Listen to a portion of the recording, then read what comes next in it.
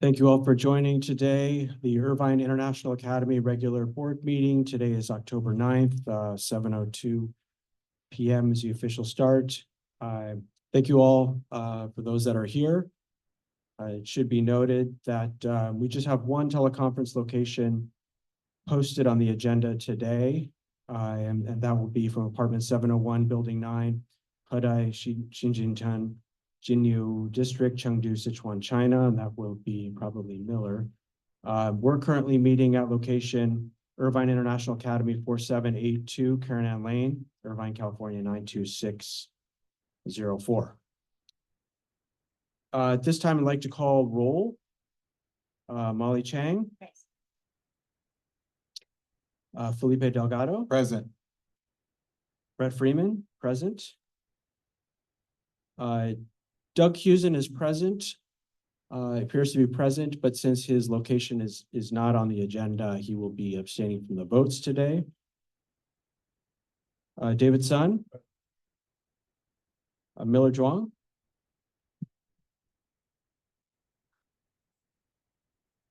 Miller is absent at the current time. Next item, approval of the agenda for the regular meeting of the Irvine International Academy Board of Directors on October 9, 2024. It's recommended that the Board of Directors approve the agenda for the regular meeting of the Irvine International Academy Board of Directors on October 9, 2024. Is there a motion? Thank you, David. Is there a second? I'll second. Thank you, Felipe. Since we don't have anyone teleconferencing at this point, I'll just ask all in favor. Please say aye. Aye. Any opposed, please say nay. I'm also in the aye, so it passes.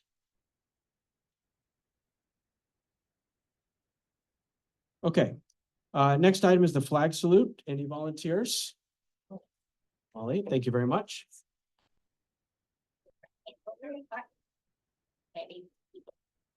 I pledge allegiance to the flag of the United States of America and to the republic for which it stands, one nation, under God, indivisible, with liberty and justice for all. Thank you very much. Okay, next item, community input on agendized items. The public may comment on items listed on the agenda, including the consent calendar, presentation, discussion, committee, and action items. Any public comments? One comment. Can I grab the microphone? Is it for me? It's Okay, for- yeah. mine is on an agenda item. Is it okay to? Oh, have? yeah, this is. It's for agendized item. This is for agenda items. Yeah. We don't have closed session tonight, so you can do it now. Oh, okay, perfect. Thank you. All right. So I will set a timer for 3 minutes. Whatever. Okay, good evening. Thank you for the opportunity to comment this evening. And I was actually hoping that Delano might be on, but I can repeat or we can recap when he is on because my public comment is more, it's a comment combined with some questions tonight. So first of all, on behalf of the IIA PTO board and PTO, we want to let you know and express to you all that we are very much here to support you. And I know we're going to be talking about some financial matters this evening. So the PTO is fully committed to doing our part to support you all. That said, we're kind of beholden to meeting our own fundraising goals as well, which go directly towards the school and students. So we have readathon wrapping up pretty soon. I do not know if we will wind up meeting our $30,000 goal, but our plans are to use the money that we have raised to put towards field trips. And I want to bring to the board's attention this evening, the situation with regard to field trips. In the past, IIA has always offered field trips to students, and the PTO has sponsored one field trip for each grade per year, and the school has allocated budget money every year for an additional field trip to take place. And I noticed that there was money allocated in the budget. Last month, Delano even mentioned it and said that that money is being protected or will stay in the budget, $48,000 worth. And so it came to the PTO board's attention through our room parents receiving feedback and through it being brought up at coffee with the principal, that fundraising is taking place on the side, that teachers had put memos out starting with back to school night, asking for funds for field trips. So there was a lot of confusion that resulted from that because the PTO was not aware that that was happening. And our parents who are returning parents were not accustomed to being asked for money early on to support field trips. So I believe we've addressed that now and we're working through that. But my concern is that there's this money showing up in the budget that now we're understanding is not in the budget, that there is no money for field trips. So if field trips are going to take place this year, they would have to be funded 100% by the PTO. So I just wanted to have some dialogue with that. And I wanted to understand from Delano, like what has changed from the view that was presented last month. The other thing is we noticed in the budget, and I'm bringing this up on behalf of parents and community members as well, that there's a legal settlement listed, and that is, I'll give you the exact dollar amount. And I know that you may not be able to publicly disclose the details of it, but it's 5807 in the budget, legal settlements for $42,292 a year. And I understand that that's probably residual from the first year, but that is money that does take away from the opportunity to provide experiences for our students. So I was looking for any information or transparency that can be provided about that and how long that will persist into the future. So I'm here advocating for just real clear communications between us, the board, the PTO, the community, and transparency. And that's all. Thank you. Thank you very much.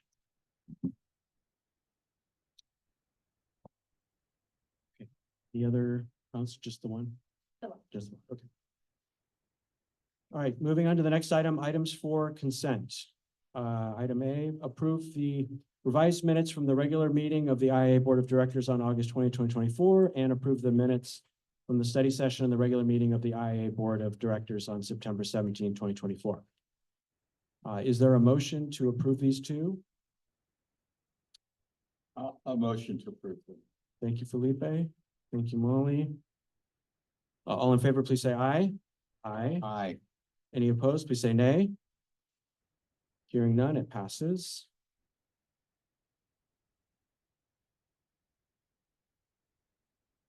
Okay, items for a presentation. School update. Mr. Schmitter, would you mind please providing an update?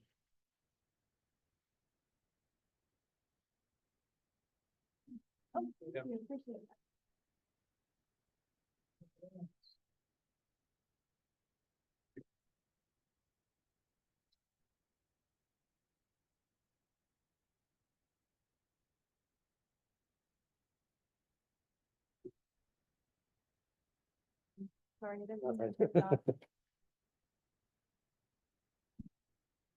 All right, so I have some updates. I'll go through with you real quick. I know we've had our private release of test scores, and we are told that they should be public next week.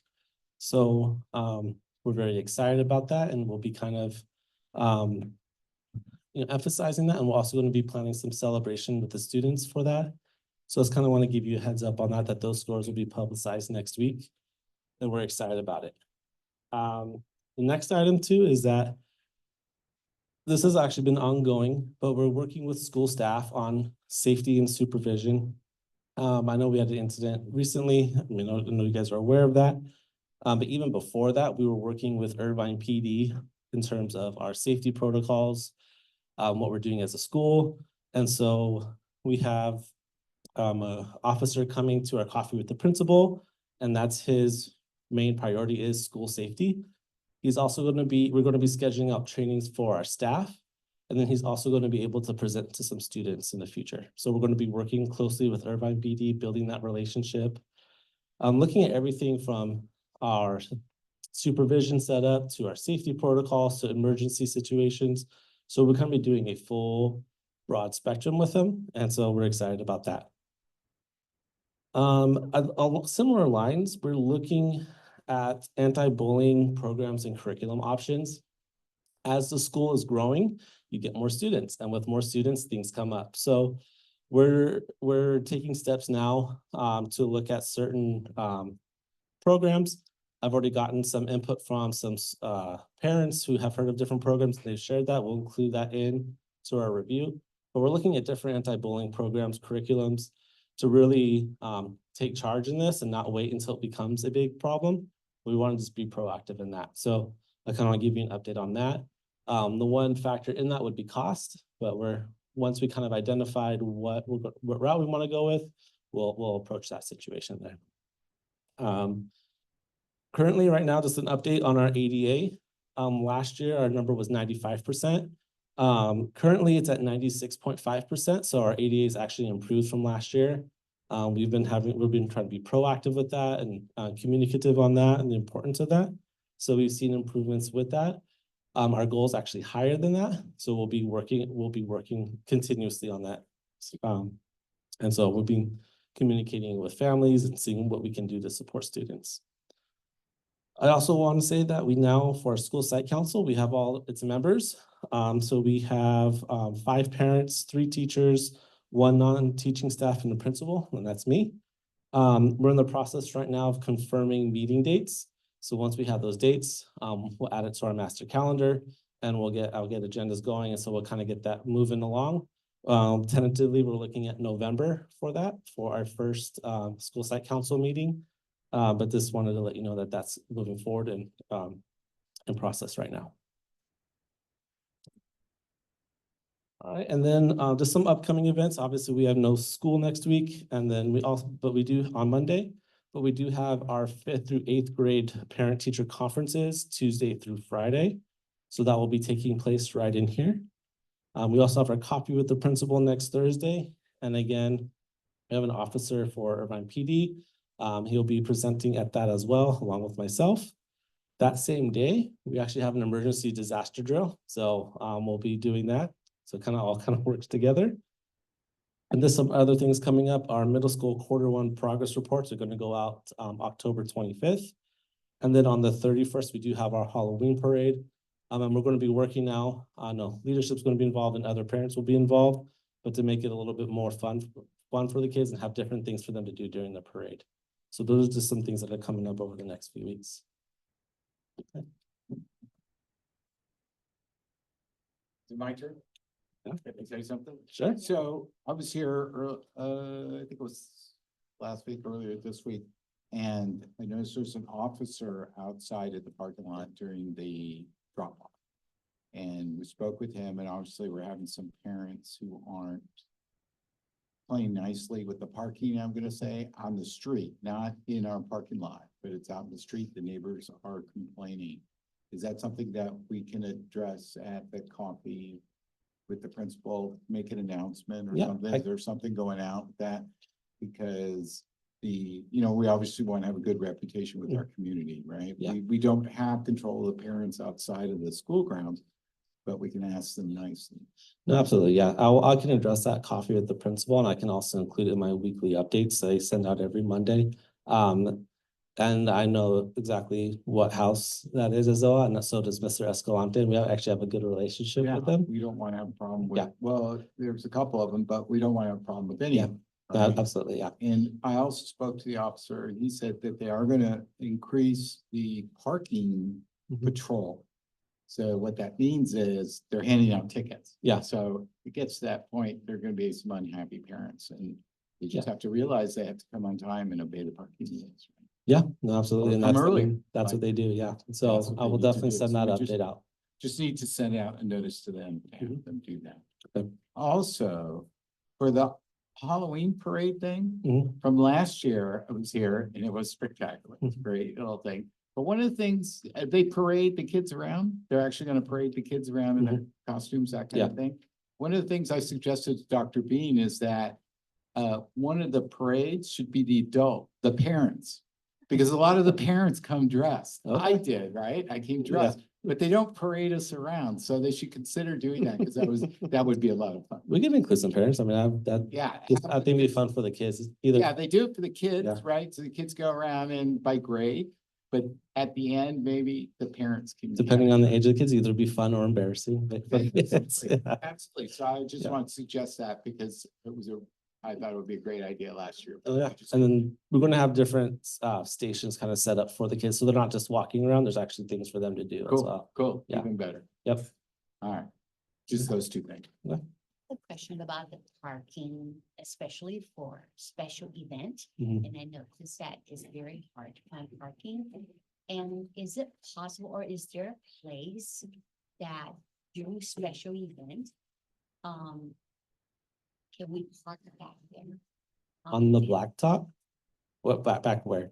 Or somewhere, let's see. So I know, when we've reached out to the city about different locations and pretty much we were told no in most areas. The one area is the park over there. They said that we could park there.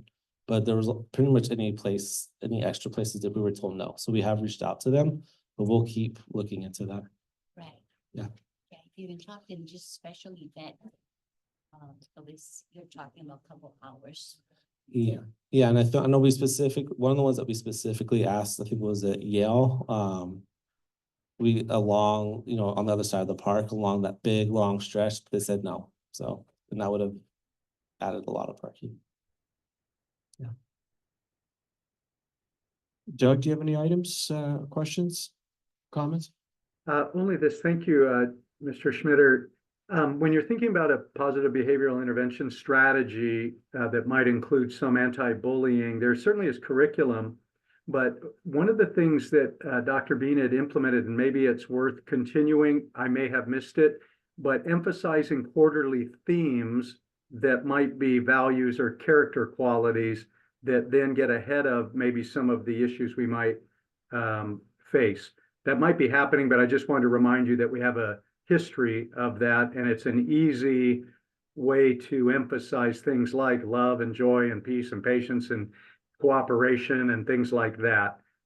So anyway, that's all I really have to contribute. I really like the environment you're creating, but as you said, it's a continual effort to keep the environment very positive. Yeah, and just to add to that, at our monthly assemblies, we are still going through the character counts is what you're referring to, the character traits. So we are still doing that this year. I just have a question about the anti-bullying programs. Mhm. And are there any like incidents you observe in the past like 2 months or 3 months or so? Of actual bullying, Yeah. that would be documented as bullying. No, we haven't had actual incidents of bullying, but we've had incidents of students conflict. I mean, that happens in the school, but not actual documentation of bullying. But even with that, we don't want to get it to that point. So when you have more students, you get there's more incidents that happen, Mhm. and then it kind of just builds and builds. And so we're trying to be proactive in that and not letting it get to that point. And these programs or options, so what are the differences between, what did you discussed here versus, the ones we proved the board meeting previously in the last 2 sessions? What do you mean? Yeah, What? the programs options, what is specific, Well, that's the thing, we're researching different program options. So I've contacted various schools, seeing what other schools are doing. I'm kind of doing some research. I've gotten input from parents, and we're going to be reviewing different options. And then from there, we'll kind of narrow it down, and we're going to get input from parents as well. But right now, there's nothing to present right now because we're still in the early stages. But in Yeah. terms of the policies that, I remember in last. Oh. Policies. I'm talking about the Yeah, so anti-bullying. This would not be the policies. Yeah. This would be the actual kind of curriculum that we would be using with the student. Okay. Yeah, there's a difference between the policy of anti-bullying and then actually what is actually being conveyed to the students and taught in terms of these different situations. Thank you. I have a few questions. Yeah. One, who vets the anti-bullying program? So it What would be. criteria are you using to assess it also? I mean, we do have a process that's through the CDE that kind of vets different curriculum. It's going to be something that myself, Dr. Kernan, some teachers will be vetting as well. And then we're also going to work with parents on that. Okay. Yeah, so it's not gonna be, okay, we kind of behind closed doors, this is that, and then we'll also have parents give input on the different things. And so it would be something I'd probably present at one of the coffee with the principals. So I can explain the different programs, pros and cons, have some things for parents to read up on so that we can get input from parents as well. Okay. Yeah. Thank you. And then I saw a banner hanging outside the peak. Project Lead the Way. Project Lead the Way. Okay. Yeah. Can you maybe talk about what that is? So Project Lead the Way is science curriculum. It's actual STEM curriculum is what it is. And so it's the new curriculum that was approved, I think, last year for this year, and that's what that is. Okay, Yeah, it's Project Lead the Way. So it's a STEM curriculum. okay. Is there a benefit to us hanging that? I was just curious if it's, I think, schools go through a process to become a Project Lead the Way school. And so as part of that, kind of showing that we are providing that, full school STEM curriculum, it's kind of just, hanging the banner up to show that we do value that, STEAM teaching and that we have that as a school-wide curriculum. okay. Thank you. And then I know at the Coffee with Principal, and thank you for doing those, you get a lot of questions, and I know they're recorded, so you're able to, follow up on those questions, but is there an action item list that you are writing down and then closing out? So we can make sure we're addressing each of the parents' concerns? Yeah, so I mean, I always go through the recording, and because, going through, you can't possibly remember every little Yeah. detail, but I go through the recordings and I do make notes of it and follow up. Yeah. Okay, and do you know, have we had two Coffee with Principals? Yeah. Of the two that we've had, roughly how many of the open items have been left or, addressed or one way or the other? I'm just curious if we're tracking. Off the top of my head, no, I know the biggest one is the kindergarten one, breakfast, and supervision one. Yeah. Yeah. Okay. And that Well, was, yeah, yeah, and that one actually, I might be able to get that one done relatively soon. That was more of a staffing situation. okay. So, you may consider, right, having a list of Mhm. items, an action item list that Okay. we can kind of, if someone has a question about it, says, yep, we addressed it on this day and this was the response, so we can just close the loop on that and make sure that parents' concerns are being addressed. Okay. Just a suggestion. Yeah. Thank you. And then I had a general question about communication plan and strategy. So I've seen a few instances where we've maybe received feedback from a parent to the school, and it may have been misinterpreted as it needed a response or didn't need a response, or it was a recommendation, or we didn't Yeah. know, So I'm wondering if we can think about a way to standardize the way that the school responds to people, where we have some sort of service level agreement where within a certain number of hours, 24, 48, whatever it may be, that we provide a response to let the sender know your email has been received. We're working on this. What could, I'm working with so-and-so on this, and we'll plan to loop back with you, because sometimes, and I think we all see it in our day-to-days, that things just get lost and people just don't get responded to, and they feel unheard. So, Yeah, well, the standard is 1 business day. That is kind of that is kind of like the basic on that, but I try to be a little bit more on top of that. But I know in the past few weeks, there's been a lot of different things. yeah. So, I mean, you may want to give yourself more grace, right? You may, 2 business days, right? But and what you consider to be 1 business day or two business days, others it may not come natural to them to respond within that period of time. So what I'm wondering is if we can maybe look at how we standardize that, and based on the level of urgency, right? Yeah. And the situation that we have some strategy or some plan to address it. We can look into that. Absolutely. Thank you. Yeah. Thank you for all that you do. Thanks. Yeah, thank you. Any other questions, comments?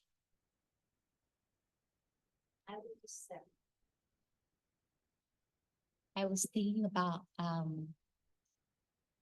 know the staff will mention that we welcome parents to give a suggestion or they not sure about something, they can come to us. Mm. But I also know some people just feel a little bit uncomfortable.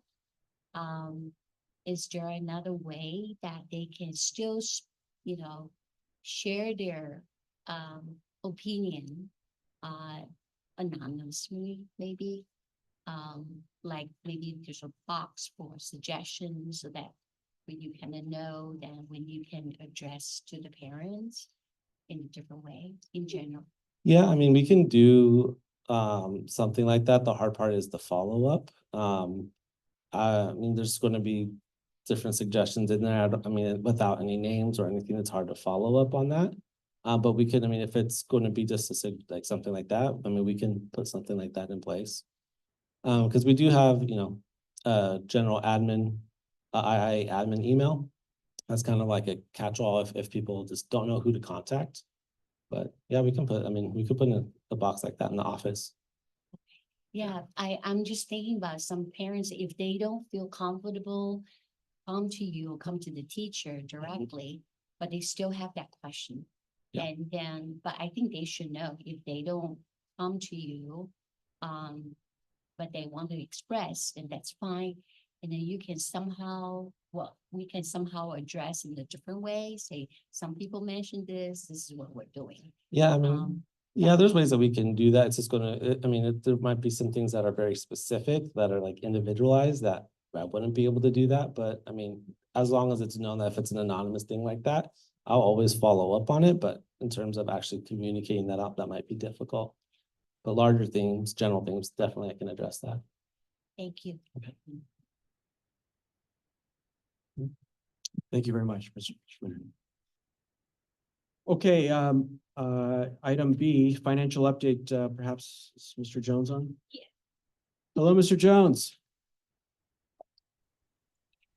Hi, everyone. Good evening. How are you all? Good, thank you. Thank you for joining. Awesome.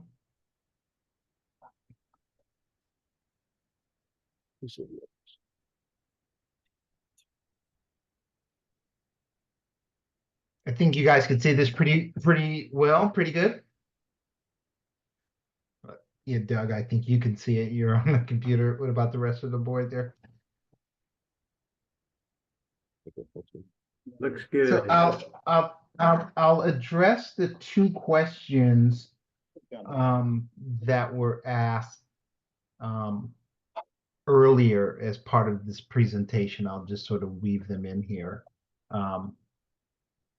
I did hear them, but I think it would have been out of protocol for me to jump in and chime in on it during that time. So if that's okay with the board, I'll do that as part of my presentation.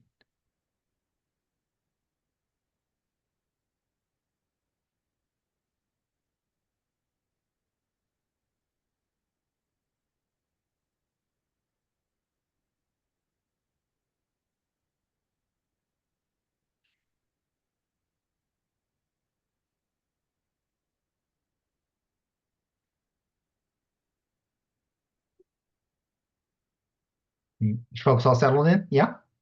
Yeah. Okay, awesome.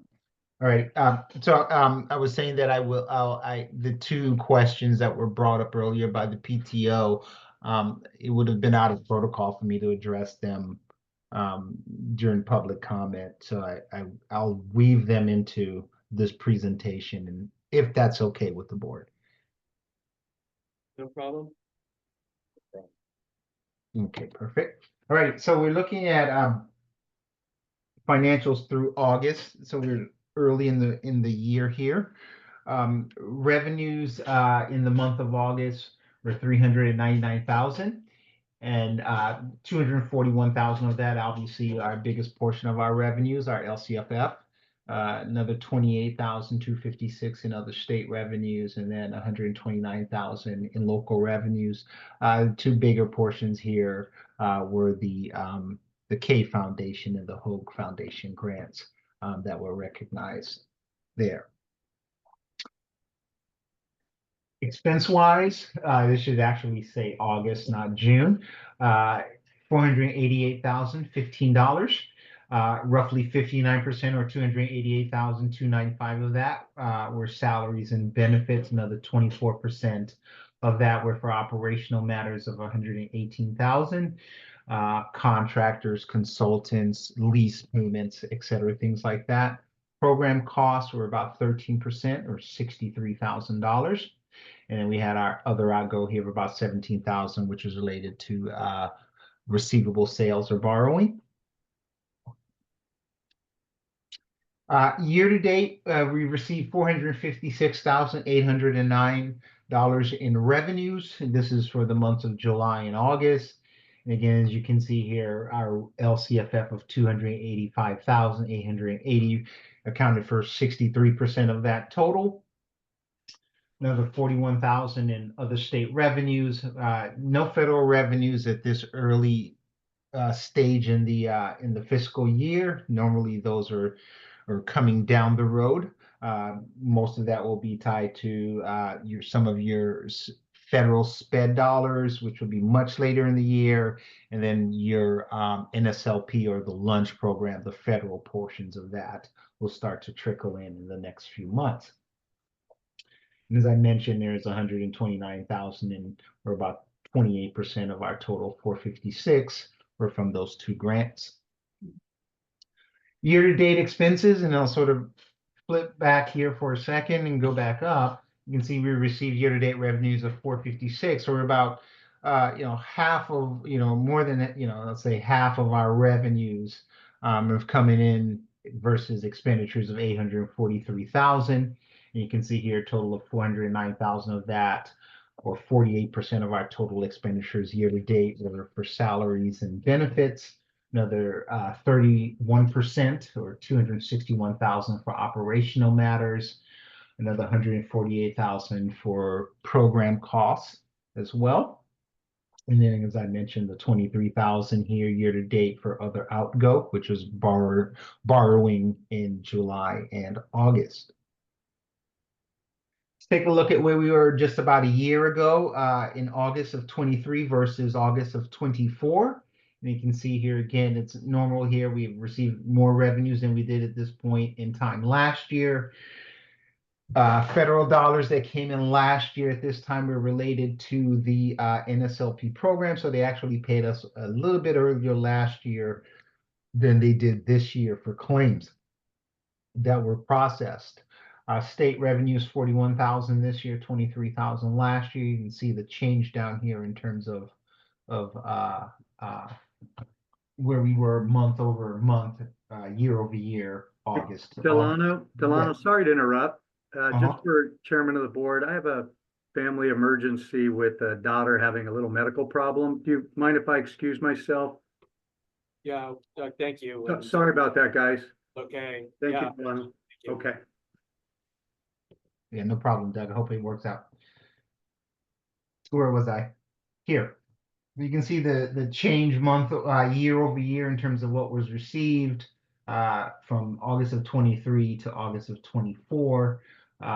Total revenues in August were 210,000 this year.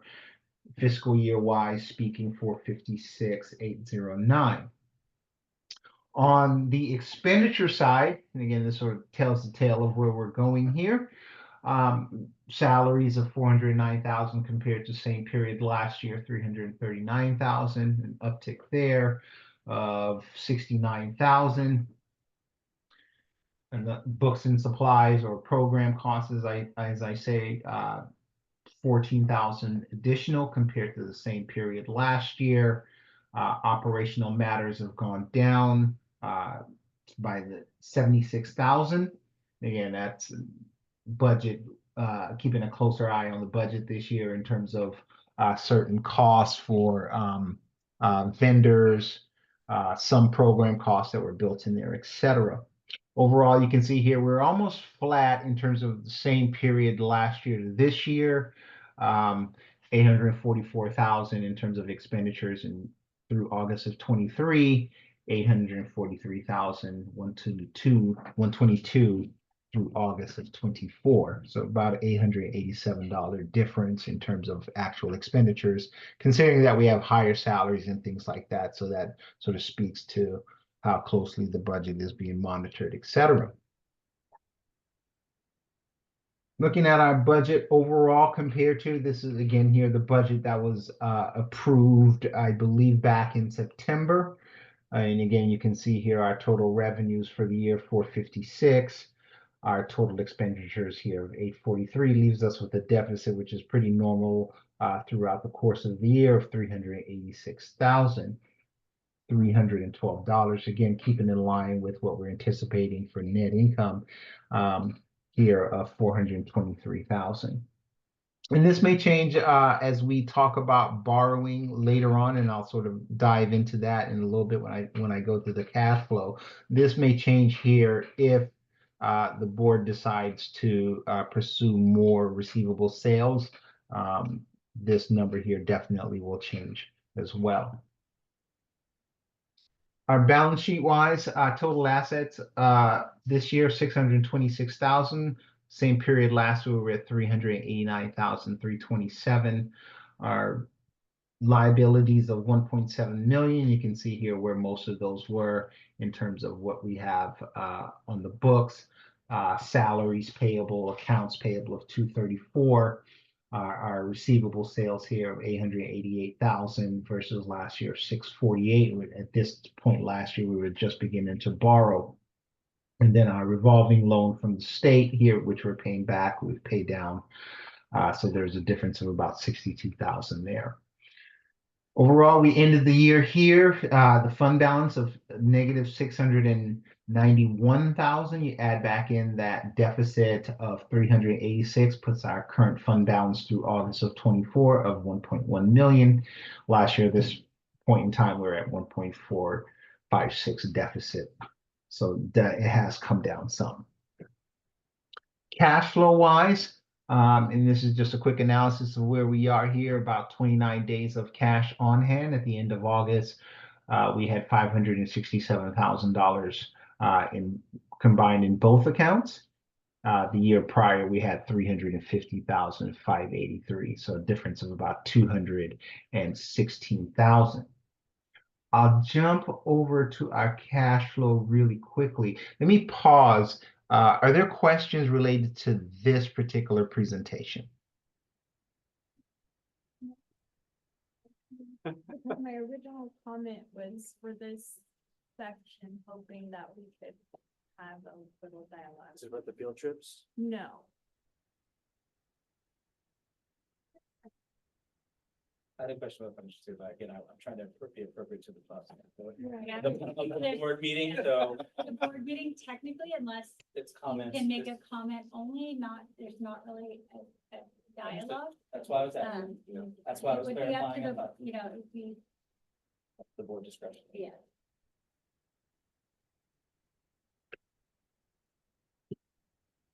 So, Mr.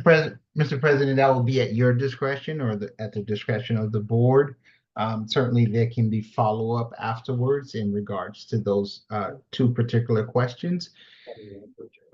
So my question is, in July, there was a meeting to talk about selling receivables. And the initial ask was 750,000.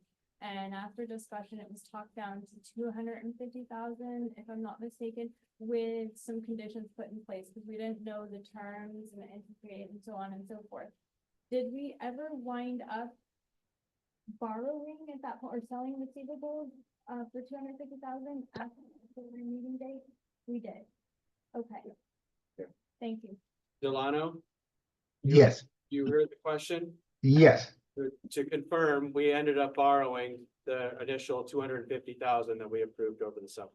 Yeah, so here on this particular document, this is a combination of two things. What we've borrowed in the past, beginning this fiscal year, and also any projected borrowing that we would anticipate to meet cash flow needs for the entire fiscal year.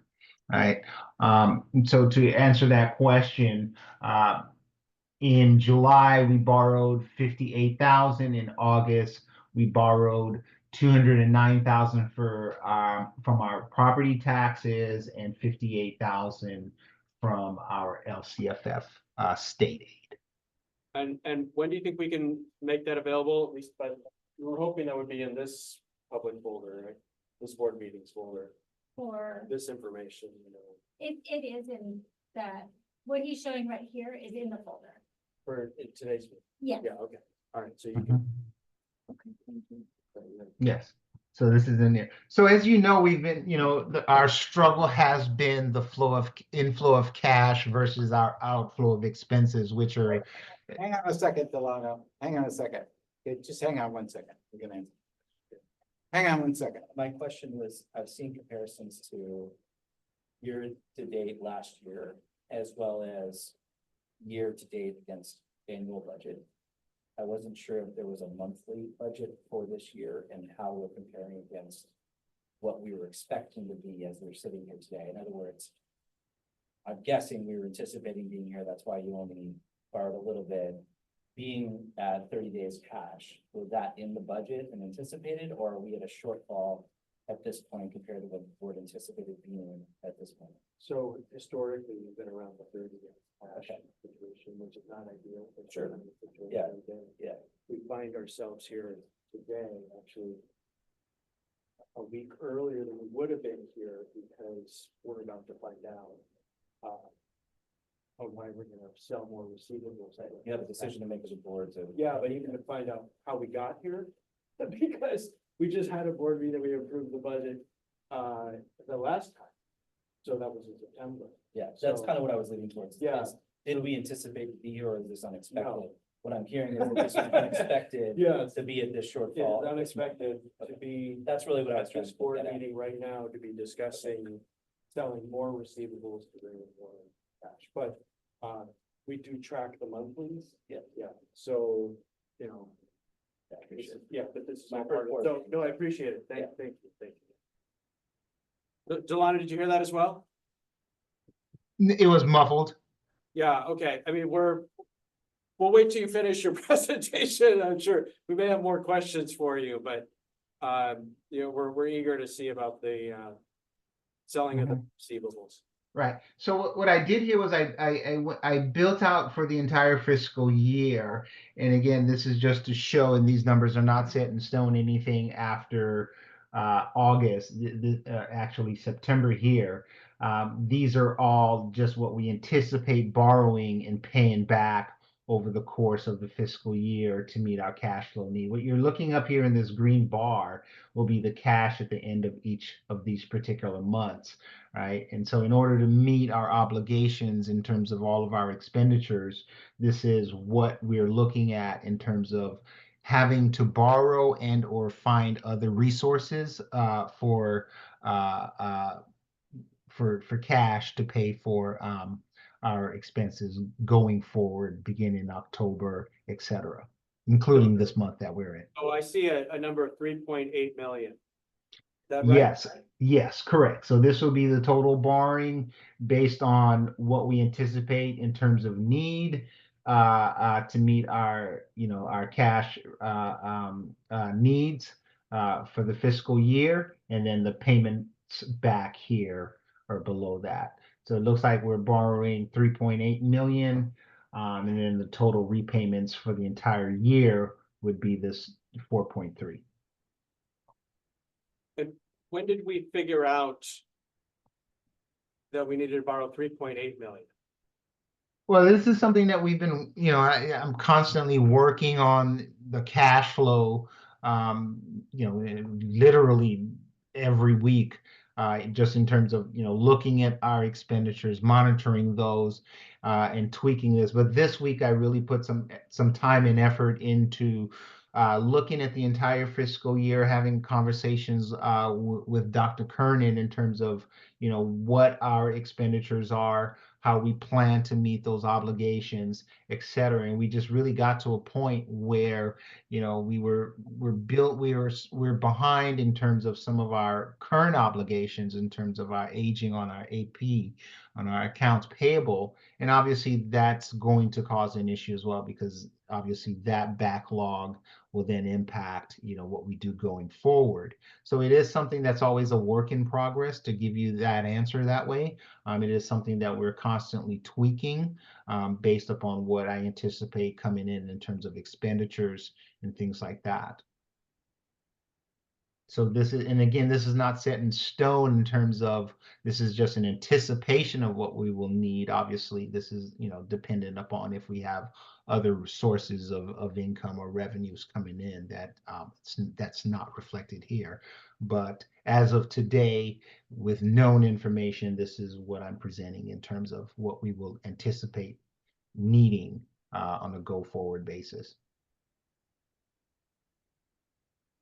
Delano, I think Yes. July, board meeting, we sort of talk about the budget, right? And, how much we should borrow. And, at that time, we think we talk about, like a quarter million or something, 250, right? Yeah, and then recently, Dr. Brennan, we talk about, 500, half a million plus interest. Okay.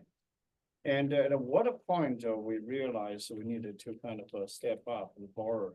And what are the key drivers? Well, a couple of the key drivers, our payroll. We're averaging roughly 300,000 per month in salaries and benefits cost, right? And in order to meet our other obligations month over month, let me jump back up just one here so you can see.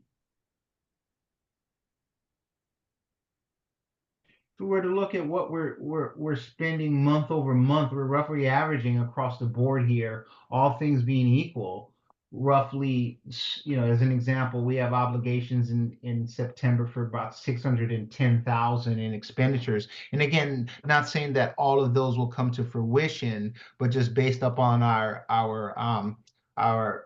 outflow of expenditures, we're looking at roughly 610,000 there. In October, another 648. So we're averaging roughly almost 600,000, almost 100,000 in expenses, throughout the course of the year, and not having the inflow of cash of here, timing wise, to meet that obligation has forced us to borrow, right? And again, as I mentioned, we have roughly around 350,000 now in outstanding accounts payable that at some point we'll have to start paying on. And so we just do not simply have enough cash on hand. And as you guys know, we've been averaging roughly, a month, a month and a few days in terms of cash on hand to meet that. And it's just not sustainable considering the growth. And this is really an outflow of growth in terms of the number of students and things like that we're funding based upon the P2 advance from last year. So we're really using that all the way through P1 to fund 550 students, call it, right? In addition to salaries and things like that. So more expenditures this year obviously are built in there for those students. And the cash just simply isn't there, David, to meet those obligations. So thus the reason why. I understand that part of my, the other part of the question is really comes the incremental cost was not anticipated 2 months ago. No, not in this way, no. We approved a budget. So. Right. So the budget is still, the budget still works. It's just the timing here in terms of, when do we borrow, right? Because, at some point we were needing to borrow, right? But, between myself, Dr. Kernan, we're mindful of how much we leverage our future revenues, because that's something that I really did not want to do, is to come back and ask us to borrow again, but we're just in a place where we simply are not able to sustain, with the current revenues that we're receiving. So I guess the increase in the proposed borrowing, about $250,000 translates into a roughly $80,000 per month because the borrowing really covers 3 months, and plus the incremental interest, right? You know, Correct. they charge you a hefty interest if we decide. Mhm. So that's going to be, yeah, it's a $90,000 per month. Yeah, and so if we look at it here, I have built in here what I think it will cost us, and again, the fees related to borrowing. So I've built that into each of these borrowing here as well, what we anticipate it may cost us. So I'm estimating here roughly about 10%. In terms of what it will cost us each time we're borrowing. So this is what you see reflected here as well, in this, schedule. 10%, that's a one-time charge, right? It will be each time. 10%, it's not annual percentage, right? It's a That's a, basically that, a 10% fee. that's a 10% fee on the amount of, it's a very hefty, yeah. Right. And again, as I caution, one of the things that Dr. Kernan is extremely mindful of is what this will do to us, because it's for lack of a better term, we're robbing Peter to pay Paul, because as soon as we get, our apportionments from the state, they're essentially owed to someone else, right? So we're never really digging ourselves out of this hole in the way that we need to, because we have much more in terms of expenditures than we have inflow of revenues month over month, right? Yeah, I think the, one of the big issues that I'm learning as I'm kind of digging into things, is, we have dug ourselves sort of into a pretty deep hole, starting the year, about $1 million, still paying off debts, from last year. So we really are trying this year to borrow, as little as, or only borrow exactly what we need. I think there was a little bit of kind of over borrowing to make sure that we were keeping money in the bank at all times, but then we were paying interest on that money that was just kind of sitting in our bank account. So although, we're really trying to be as conservative as possible. And if you even look on the sheet that Delano shared on our prior year comparison of expenses, even though we raised our student count by about 150 students, our expenses for the beginning of the year this year, we've been able to keep at almost exactly what we spent last year. Trying to be really mindful of this year is sort of our year to try to dig ourselves out of the hole. We have additional students, so we have additional revenue. But at the same time, we're trying to keep our expenses to be, as low as we possibly can, so we can finally kind of get out of this cycle of borrowing, like Delano said, kind of robbing Peter to pay Paul. So basically we're giving away all of our revenue before we even get it. After Delano's presentation, I'll talk a little bit about some of the other options that we're looking into to try to, get us. I think charter growth schools was a necessary, thing at the time. But last year we sold off over $5 million of revenue, and then had to pay. Basically, we sold off every single one of our revenue checks last year, and then had to pay interest on every single one of those. I think there was 59 of them that we sold off last year. So we want to not get into that same situation this year, which is in a way a little bit more difficult because we're having to come back to the board, to kind of approve these on a one, an each time basis. But I think in a way that's inconvenient, it makes it so that we have to each time say, okay, we need to borrow some more. But it makes it a lot more transparent so that every single time we're borrowing, the board is aware of it, the board is approving it, the board is making sure that, and the public knows exactly, how much we're borrowing and why, so that we don't get into that kind of, hopefully not that cycle of just kind of borrowing on every single. I think of it as kind of like payday loans that we're borrowing on every paycheck. And that, we want to try to get out of that cycle. So later on, we are gonna have an agenda, right? Yeah. Talk about that. So we're going to talk about the accounts, kind of selling off our upcoming receivables. When we worked with Grow Schools, we don't want to go into the receivables after this year. So after this calendar year. So we worked with them to actually only include our receivables up to December in this chunk. Usually they try to push it way out to be like, February, March. But then we have to pay more interest on it. So, so we basically said, no, we're going to only do those receivables up until December 31st. So that we would have to pay the least amount. And actually they came back with for this time, a much better percentage. And so we're only going to be paying $20,000 on the $550,000, which is only about 3.6% versus our normal 10%. Because we are taking a much shorter term, kind of, if you think about it, a shorter term loan, because we're only selling off those those receivables that are coming up soon. But like I said, we'll also, and I'll let Delano kind of finish his presentation, but then I've been doing some work on trying to find us other alternatives. And I also, talked with David and Miller on maybe some other ways that we can try to stop having to do the receivable sales.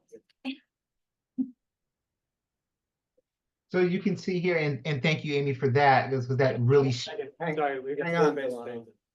Just real quick here, we were, or at least we were forecasting not having this after this year or like February, I thought we were looking kind of doing this.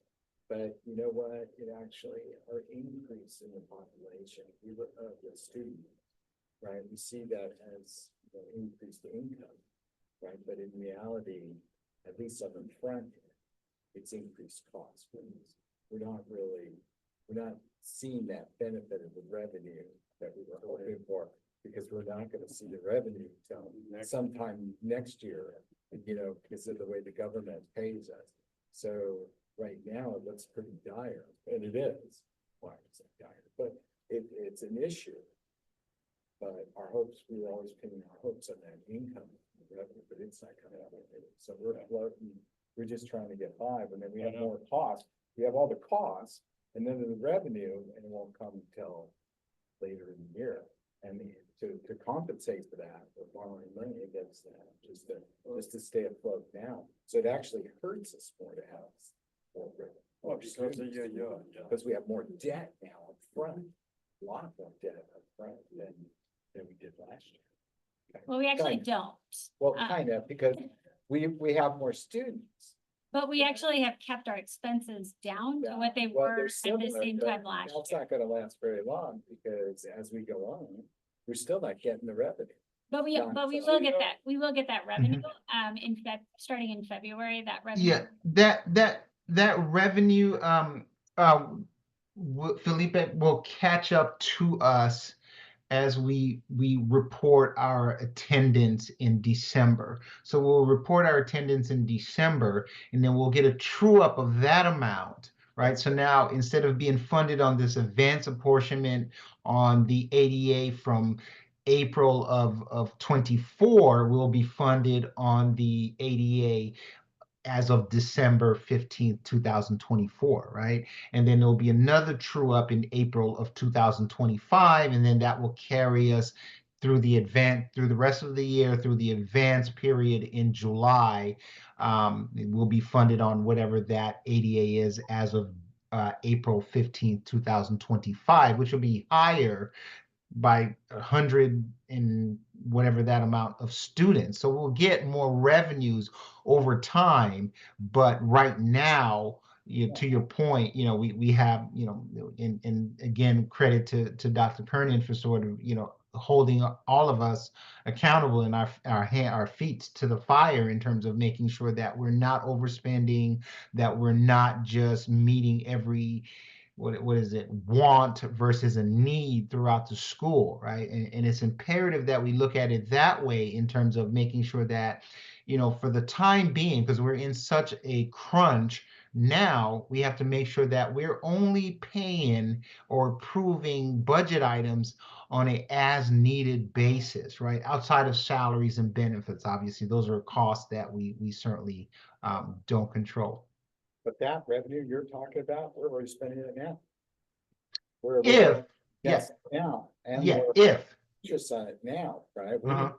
Now, not February, so, and by the time we get there, Well, we're kind of paying interest on we're paying interest things on that it, we too. borrowed Company, last year Mhm. or Yeah. right So now. So basically operating on a, on a loan and, pledge the future revenues against that loan, but, on top of that, we are operating on the loan, which carries, if you annualize it, it's as much as like a 30 to 40% annualized interest. That's what's killing us. It's robbing, And they're we're gonna robbing get us. to that, because we're gonna have an agenda item, I have some suggestions, because when you think about a borrowing, you may want to have a like a revolving loan instead of a borrowing like a Yeah, half a year, 3 months. we're gonna talk about like Right, the line we'll of talk about credit that. versus the, So instead of paying them like a 3 months and 10%, 3 months, 10% annualized, it's over 40% if you do the math. So Delano, I have a question. Why aren't we meeting next week? Why aren't we having our board meeting next week, which is when we regularly scheduled it? Well, in order for us, so there's some timing issues here in terms of if we're going to borrow, which the need is there to borrow now, there's a timing with Grow Schools in terms of when they can approve any borrowing. So we had to move the board meeting up to have this conversation in terms of Okay. getting board Why- approval. Why didn't we know this the last board meeting? Well, as I mentioned before earlier, the cash flow and our budget is always in flux and is always being reforecast by me. As I look at our accounts payable build up and things like that, it's important for me to go back and look at it and present to the board the best known information as I have it at the time. So obviously a month ago, things have changed between then and now, right, in terms of what our needs were then versus now. So what's your visibility here? Is it a week, 2 weeks? Well, I've started working on a cash flow document that will be weekly. I'm still building it out. And that will give, and obviously that's, quite a bit of intensive work to build a weekly cash flow. But that's really what we need in terms of just looking at things on almost a weekly basis, to be quite honest, to get us over this hump. But the one thing that I do know offhand is that we need more resources than we currently have to meet those obligations. I have to be honest with you, we're year 4 here. You know us very well and you know our situation all these years. This is me speaking. Everyone else, but I'm pretty fired up about it because I feel like you don't have a very good handle of what is happening with our cash flow situation. And this is now the second time since the summer that we have had to rearrange everybody's calendar to make sure that we can be here to sell more receivables, to borrow more money, because we don't have a very good handle. This is me speaking. You may think, hey, we're doing great, and this is how I operate with all my other clients, but I don't feel good about it. I don't feel good about the borrowing, but I don't feel like IA is being taken care of with respect to our cash flow management, our forecasting, our financial transparency. I'm not sure if our ED is informed, feels like she's informed. I know you have conversations weekly, but when we get an email that says, got to have another board meeting, got to rearrange the schedule because we're not going to make payroll, that's a big issue. So sorry for my passion, sorry for my comments, but we find ourselves here yet again. And I do have one question, and I mean absolutely no disrespect by this, okay, at all. But North Compass has no financial ties whatsoever to Grow Schools. Is that correct? No, I do not. Okay, I just wanna, I don't know if it's ever been asked, and I just wanna put it out there, cause I wanna make it, clear here. This is a really uncomfortable situation. I know it may not be easy for you to do this, but I specifically asked if you were gonna be here in this meeting, because the last time when we voted on it, I don't believe you were part of that meeting. For the 250K from the 750K. And we need you, anytime we have a cash call, we need you to be in this meeting to explain what happened, what changed. It's very confusing, things are moving, things are changing, but our expenses are roughly the same as last year. Unless there was some special circumstance, some special expense that we weren't accounting for. Well, the same, same thing, that's my question, Deanna. Hey, I'm sure you build a model, right? Financial model. And forecast this automatically. Once you have the input, the biggest driver, it's enrollment. I mean, we knew that we're gonna have 500 or something, right? Months ago, at least 3 months ago, back then. And we got a stop at 25 or whatever, full-time stop. We knew that. So these are the two biggest drivers. If that cost driver remain more or less the same, then you should anticipate a pretty stable, predictable cash flow statement. Am I right? Correct. Then, I'm surprised that But how Yeah. did this happen if the expenditures? is- yeah, I mean, if you do the calculation, you're gonna have added $80,000 to $90,000, over $80,000 per month. That's pretty darn significant. If you do the borrowing, okay, $500,000 for 3 months, you have $123,000 per month. It's very significant if you do the calculation. So just like, I'm really surprised because I used to build a financial forecast myself when I do a lot of mergers, acquisitions stuff.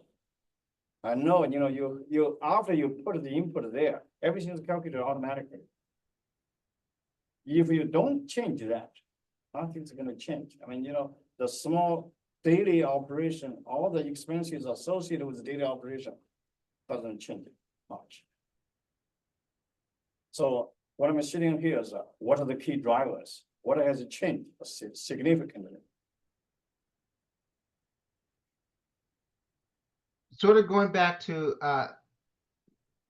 the original question here. So one of the things that, I'm mindful of is, the need for us to not borrow, right? So we stretch along as far as we possibly can without the need to borrow, right? But obviously with, as I mentioned before, the growth in students and things like that, we do have expenditures that are beginning to get backlogged in terms of our accounts payable. So at some point, it does become a need to borrow because we simply just don't have the cash, right? The cash is just simply not there. And that has not changed between last year and this year, right? Because we're using, less money to fund more students this year, right?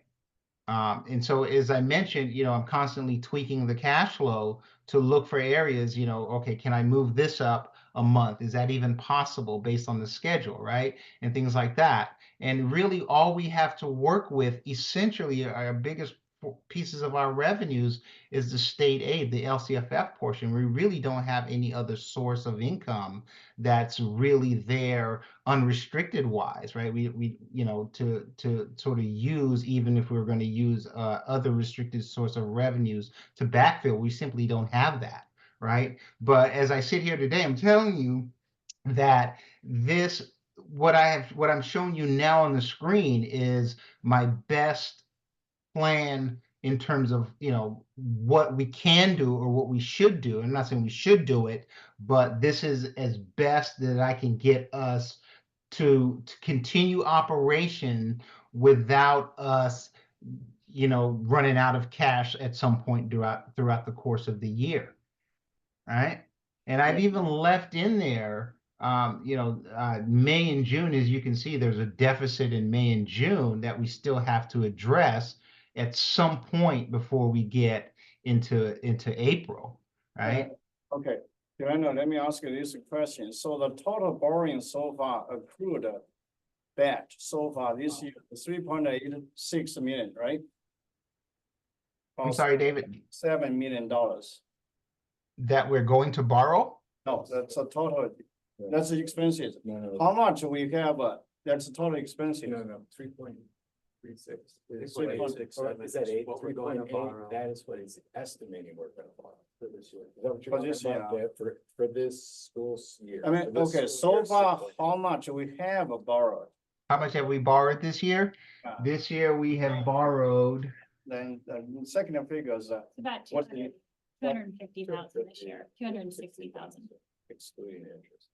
okay, For that's this the school quarter year. meeting we approved the last time, right? That's it. Yeah. Okay. And then now he's projecting He's projecting 3.8. 7. It is almost it's 7, right? I think one of the issues as well is, we went into this year having sold off, at the end of last school year, our receivables for already before the school year started for, June, July, August and September, I believe, through September. And so we kind of started that cycle, and with the 250,000, we weren't able to sell off, we had to sell off even after that with our October. So, so that's where we get into that issue. But this 387,000, that is what is being projected now to be able to borrow to keep us cash flow positive. If we do it using the model of charter schools capital, growth schools, that would be that model, would be the 3.8 million. Yeah, so we're not gonna just, lock it down to this, so we're gonna be able to move on to the. Yeah, I think, I don't know, I'm clear with the situation we're on. I mean, I think we're good with that. Yeah, I mean, Donna, once again, I hear you saying, we were gonna have to borrow at some point. Okay, I get it. What I'm saying is, it's very reactive. It doesn't feel like we have line of sight. Now you're presenting something for the year of what we're gonna borrow, what it looks like. But once again, we're having this meeting today, which is a week early because we couldn't make some pay, this at the end of this month. And that's not enough lead time for us to process this information. So these decisions are being made so reactively. I don't know how else to say it. I hope you're hearing that. I really do. I mean, I do, I hear you loud and clear. so thank you. Well, yeah.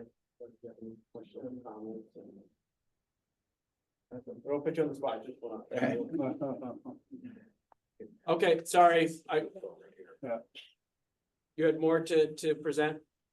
On this particular subject here, no, what I have, and I just want you guys to all at some point either take a look at this.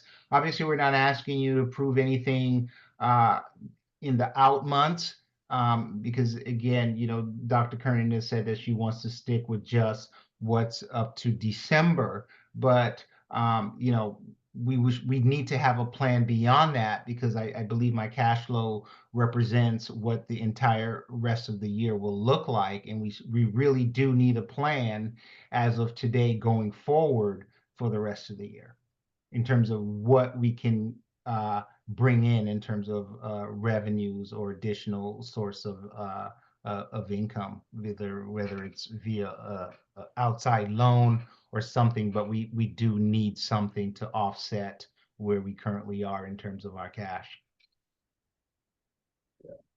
Just further comment, I'm not against the borrowing, to carry us over. But I mean, really kind of a proposing, we, should be a little bit more proactive. And, to make the financial planning and budgeting more reliable. And give us a little, we can look a little bit more into the future instead of being reactive. That's number one. Number two, when you present this, ask the vice of the board or the vice Dr. Kerner we're gonna have to borrow. Then we're gonna have to think about the alternative options instead of really digging us into a deeper and a deeper hole. Because the more we borrow, the more we're gonna have to pay the interest.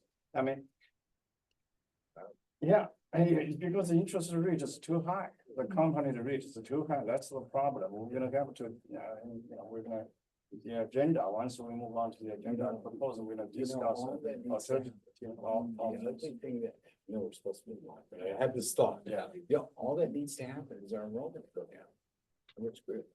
We're really screwed, right? Well, Because that's our- not it. I mean, Well, if our enrollment goes down, but our costs, even if our costs stay the same or go up, screwed, because we're counting on the revenue from the enrollment and even an increase in the future years. All we need is one little thing to really create a big problem. well, I mean, the amount you're borrowing, it's probably the amount that you pay the interest, right? Yeah. You basically borrow more to pay off the interest. It's cost to our expenses. Yeah, so, we're gonna talk about it. Okay, Yeah. okay. All right. That's, All right. I Let's suggest move we forward go here. there. Yeah, let's move forward here. Thank you, Delano. We don't know. Awesome. Thank you, folks. So, Thank you. Thank you. He's gonna go over the financials first.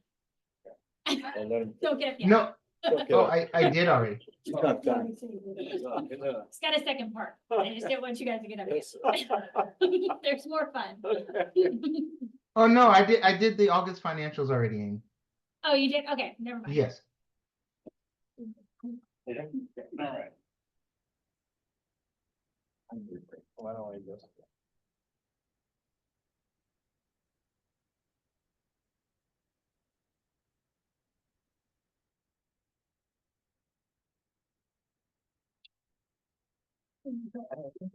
Somebody left it on the way in.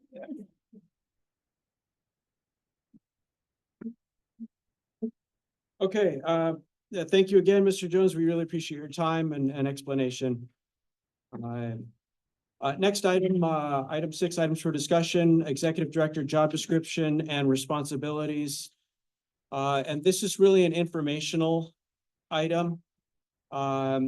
In a prior board meeting, we in closed session had discussed the executive director rubric, which is the assessment tool that we use to assess her over the academic year here. We posted the full job description. This was the job description that was on EdJoin, and that's available in the public folder for the meeting today.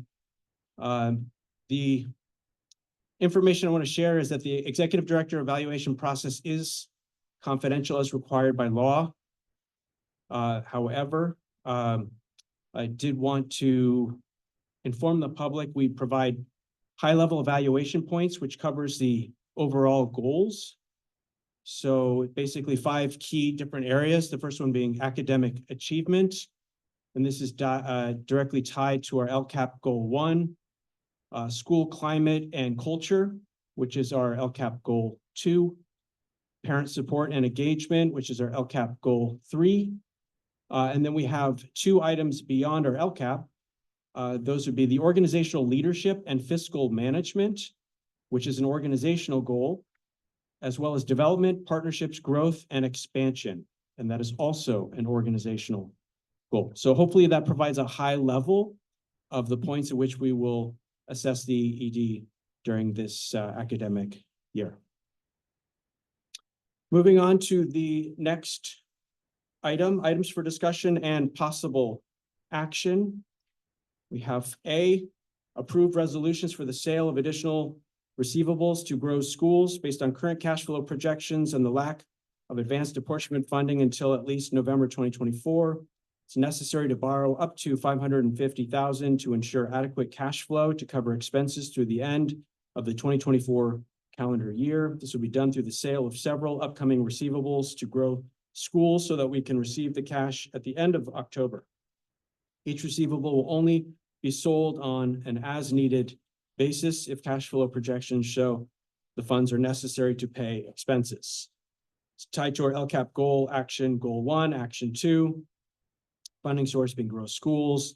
The budget financial impact, $550,000 in sold receivables with an estimated $50,000 in fees not reflected in the current budget. Are there any discussions? Is there any discussion related to this item? A little bit. So, for one, I just wanted to, and Grow Schools, sent this in yesterday, so, I just wanted to make an amendment. The actual estimated fees, now that we were able to kind of work with them and get those fees reduced by taking only, like I mentioned, receivables that are coming up very soon, is going to be $22,678. Not the 50,000. 50,000 is based on usually what they offer us, which is the 10%. And then I just needed to add in just a piece, just stating that the gross receivables that they will be collecting are 647,000. They will then take out the 550,000, the 22,678, and they'll forward us the remainder of that. But the total amount of receivables that they are, just kind of for a process that they're going to be, or that they would be intercepting, would be the 647,000 gross. And then the 550,000 would be the face value of the amount that they're giving us. And then the 22,678 would be the fees, and then they would forward us the remainder of that balance as well.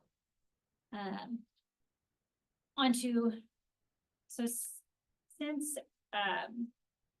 we now kind of know that we are going to be able to, or that we are going to have to borrow quite a substantial amount again this year, similar to what we had borrowed last year, although because we are going to be receiving some additional revenue and actually we've received almost twice as much revenue already this year as we did last year at this time, and kept expenses actually $1,000 less than we had spent this time last year. We are anticipating to have to borrow quite a bit. 3.8 million is still a whole heck of a lot, but it's less than the 5 million that we've had to borrow in the past. So we are hoping to keep that down a little bit. But in the meantime, I've been reaching out to a couple of different banks who have history working with charter schools and are willing to provide charter schools loans. Most banks will not. Based on our circumstances, we don't have really any assets. We don't own a building. We don't have any reserves. But I have received some positive feedback that we talked to 5 different banks now. And 2 of them or 3 of them are willing to kind of take a look at our paperwork and then look at different options, either a line of credit, basically kind of, we would then switch our bank to them. That would sort of act as our collateral.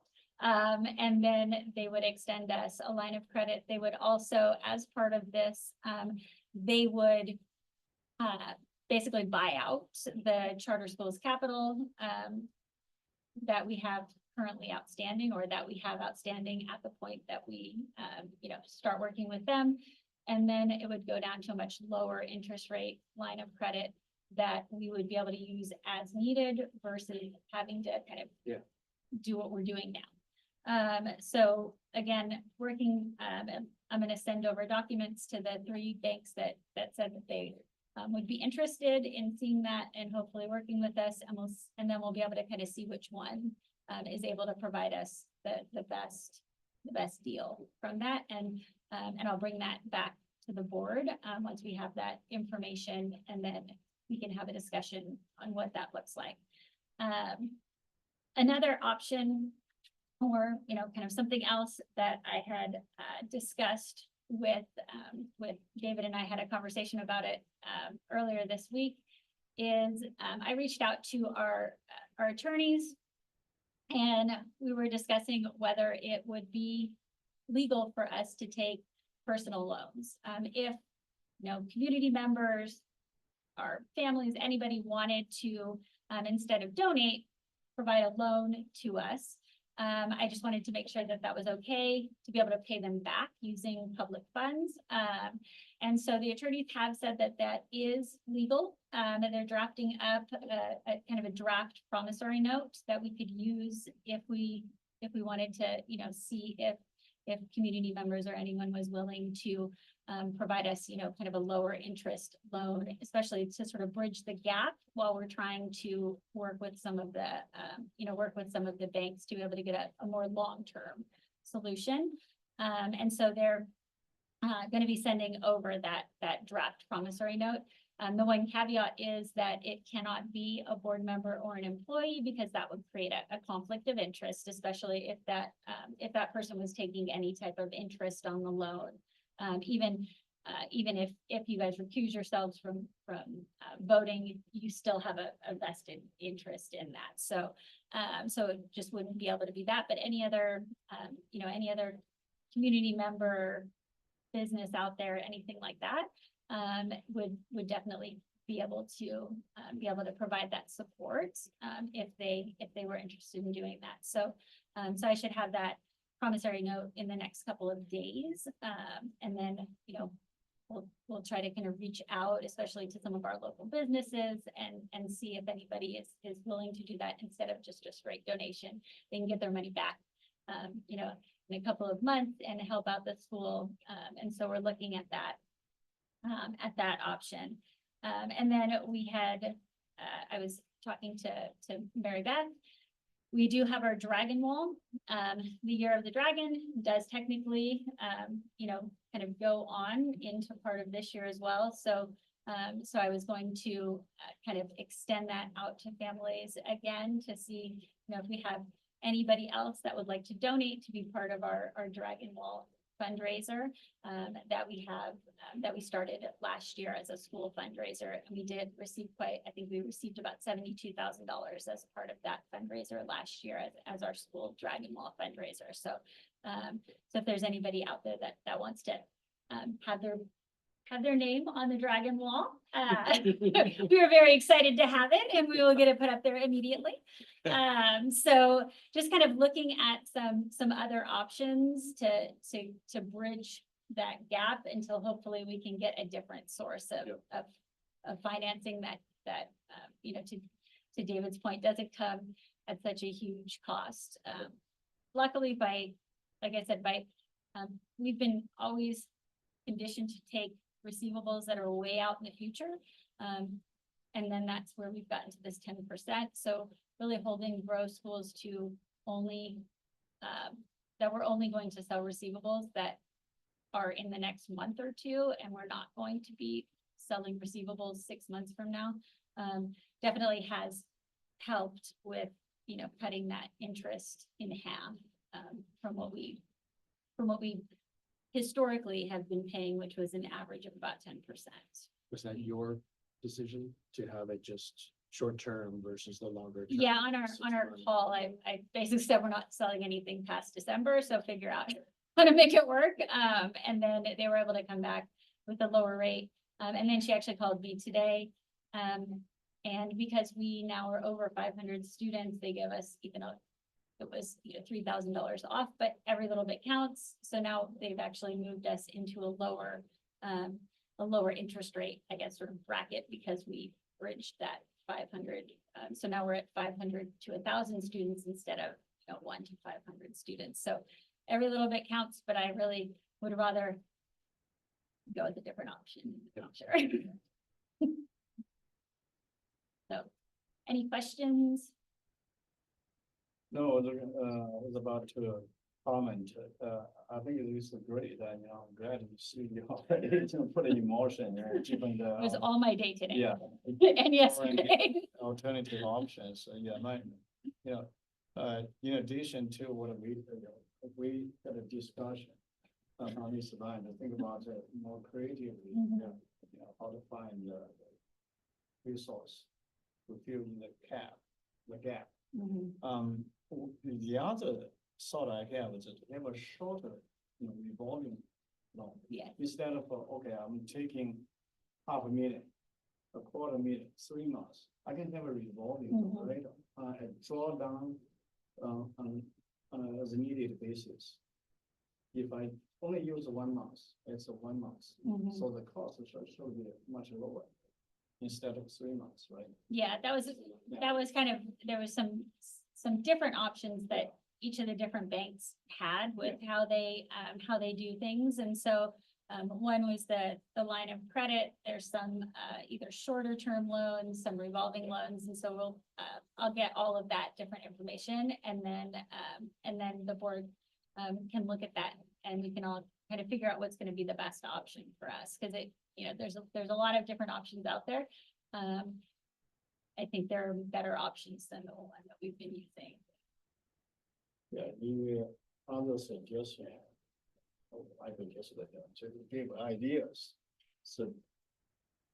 And to go out, to have a fundraising, in addition to the handouts or whatever, you know, honoring. Honoring some of the families, who's willing to donate.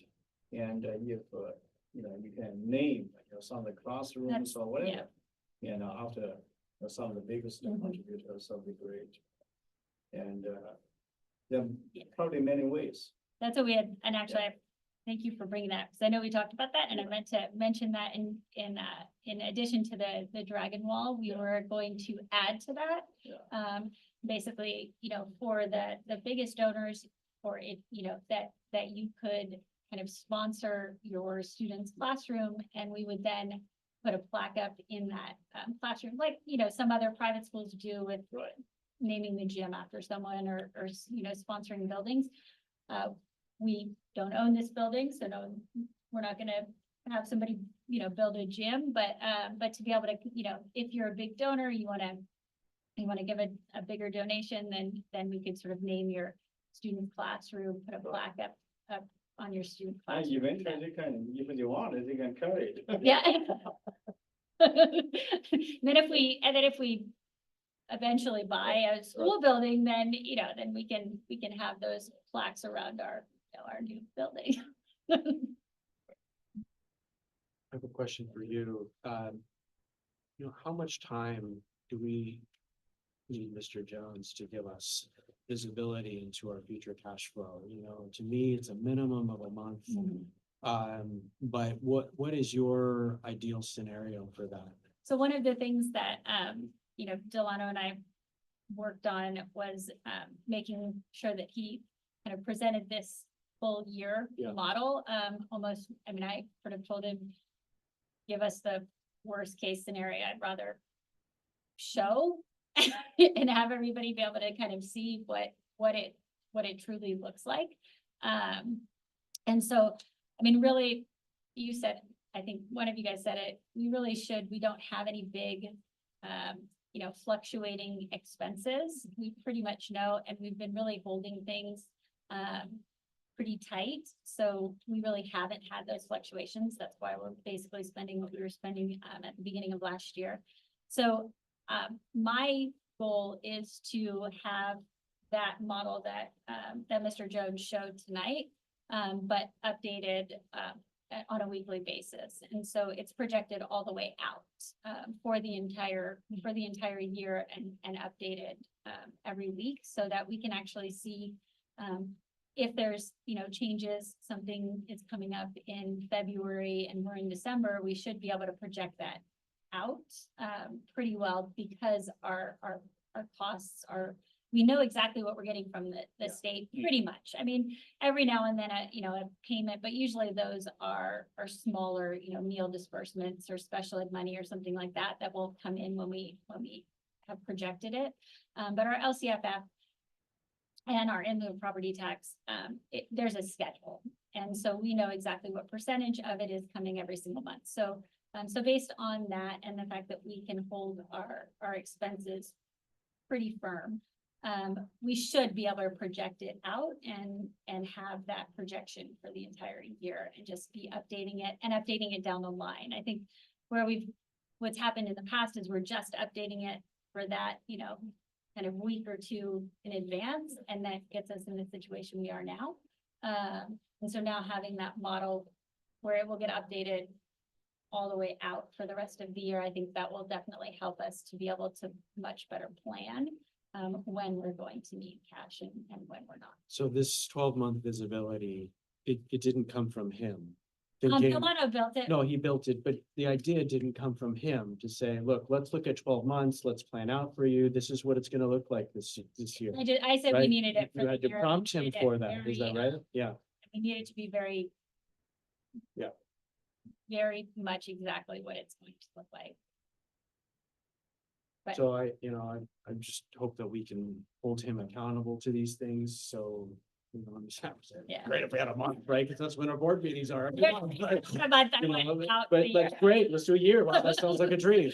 Kind of what it Because a month required really is. is, Yeah. because a month really is actually too late because, like Delano mentioned, there are some timelines around this borrowing, especially with how we're doing it now. The charter school capital only lends every Thursday.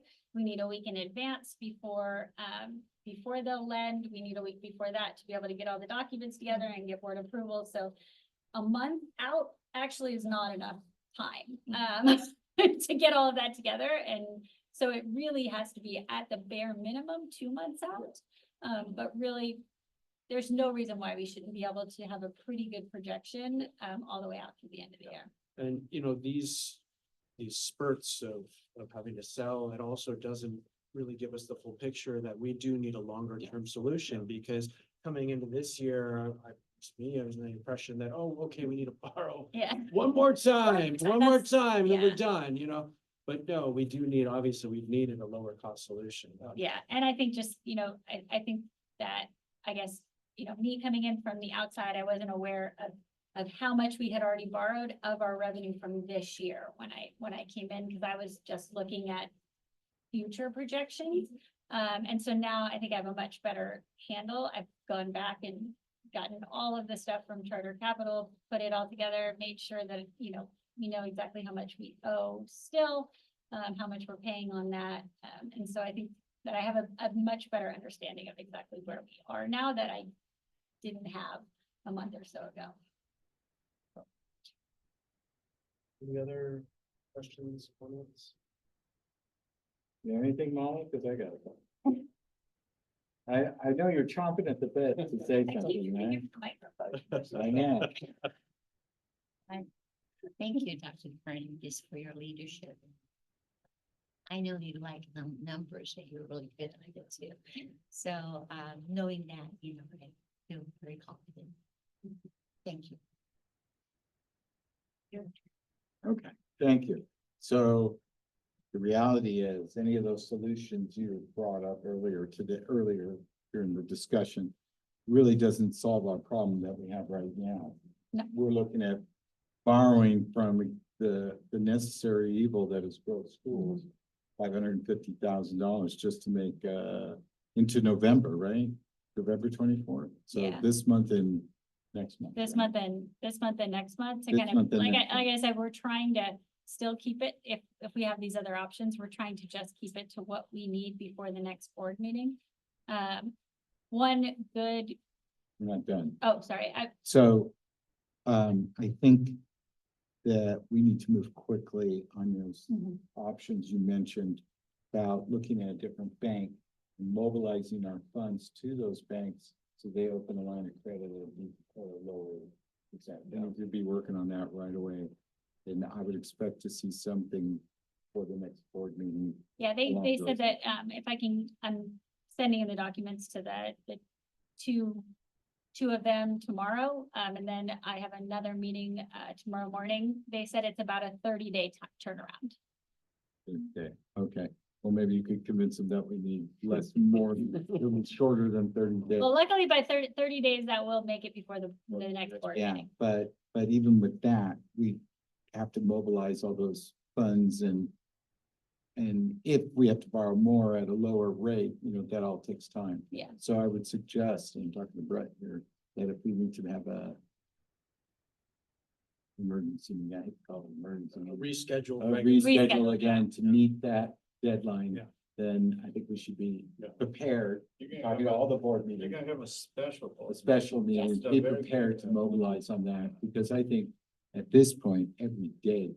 Yeah. Yeah, as soon as we receive word back, from the Let us know banks, right away. then we will So we can set up a mobilize meeting. right away. I mean, if it doesn't have to be, you know, like you said, it can be the special. Mhm, yeah. Because this has got to be our top priority, no matter from everything else that we're doing. I mean, we've had a lot of things that we've been doing, working on, but I think we gotta focus on this. There can't be anything else higher priority for us than dealing with this. And then the third option that you mentioned, or the second option, I'm not sure which one it is. About getting folks to borrow or loan us money, you know, either parents or community member, whatever. That's gonna be a challenge. I mean, we'll have to draft up documents for that loan and stuff, and that's gonna, you know, I just don't see that as a realistic approach. And the last one, the financing or the fundraising too. You know, I've been here at this school, I don't know how many years now, what is it, 4 or 5 years? And I've been working on fundraising since well, maybe not halfway past the first year. And, you know, it's difficult, you know, and so that can't be something we really need, because it's, yeah, we do raise money, but it's nothing, the numbers you're talking about. Right? So Yeah. we really have to work on, I think our only immediate solution, other than borrowing the money, is moving to a bank that will lend us the money. That's our solution at this point. Anything else is just kind of wishful thinking, in my opinion, you know. Cause yeah, that's what I think. So, The other questions, comments? Seeing none, it's recommended that the Board of Directors ratify action item A. Is there a motion? I'll motion so. All right, thank you, Felipe. Second, I'll do the second. All in favor, please say aye. I have a, I mean, it's basically, you know, I'm not still not clear on the fees, you know. So the fee is gonna be for, whoops. it was So on that I'm page. not, 22,000, yeah, I keep, so, yeah, so we revise it to 22678, right? 22678, yeah. Yeah, and, I would like to make the, you know, suggestion to modify the languages, so in principle, the board will basically approve this, and so you can move forward, but you're gonna explore alternative options, so bank loans, so I'm, you know, I don't feel comfortable to approve as it is. Really. Oh, So do you want to make a new you motion? want to Yeah. make a new motion? Yeah, so. I Can don't- you yeah. modify this motion or?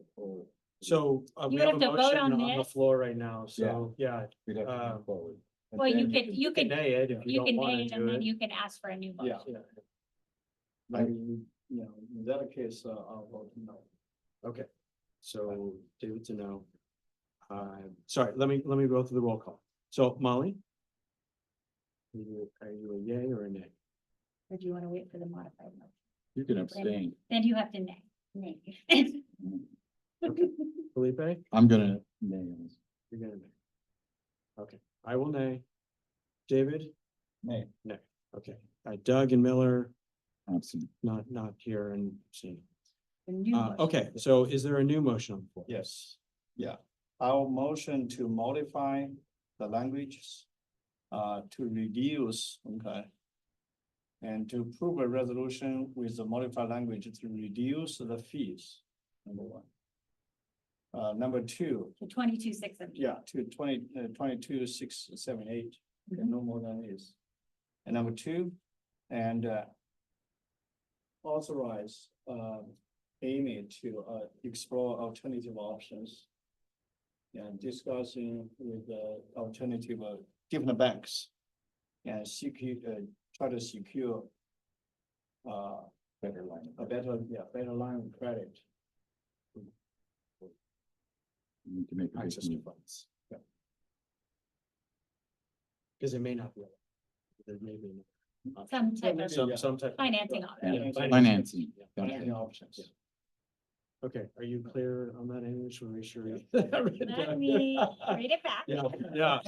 Let's make sure we're clear on it. Okay, so the modify the language, to reduce the fees to 22,678.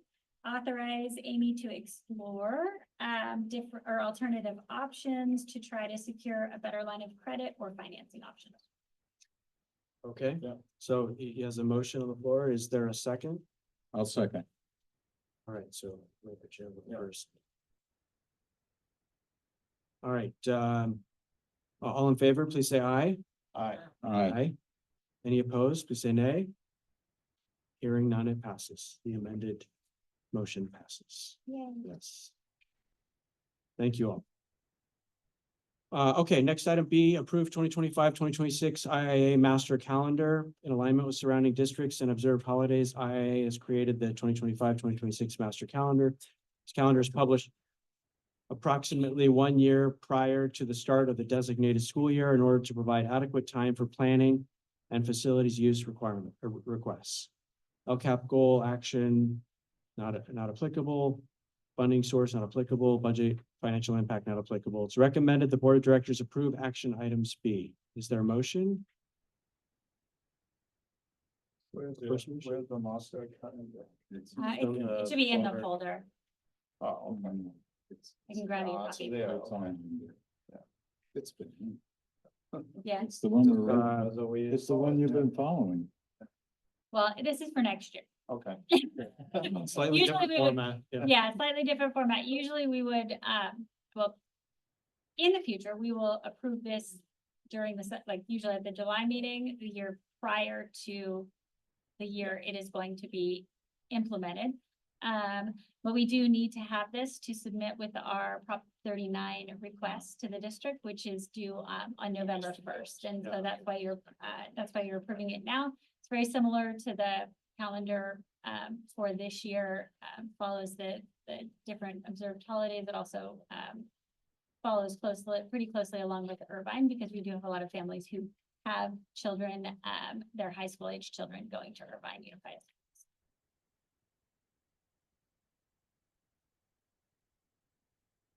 You have it. It's too small. I saw you put your own touch on it.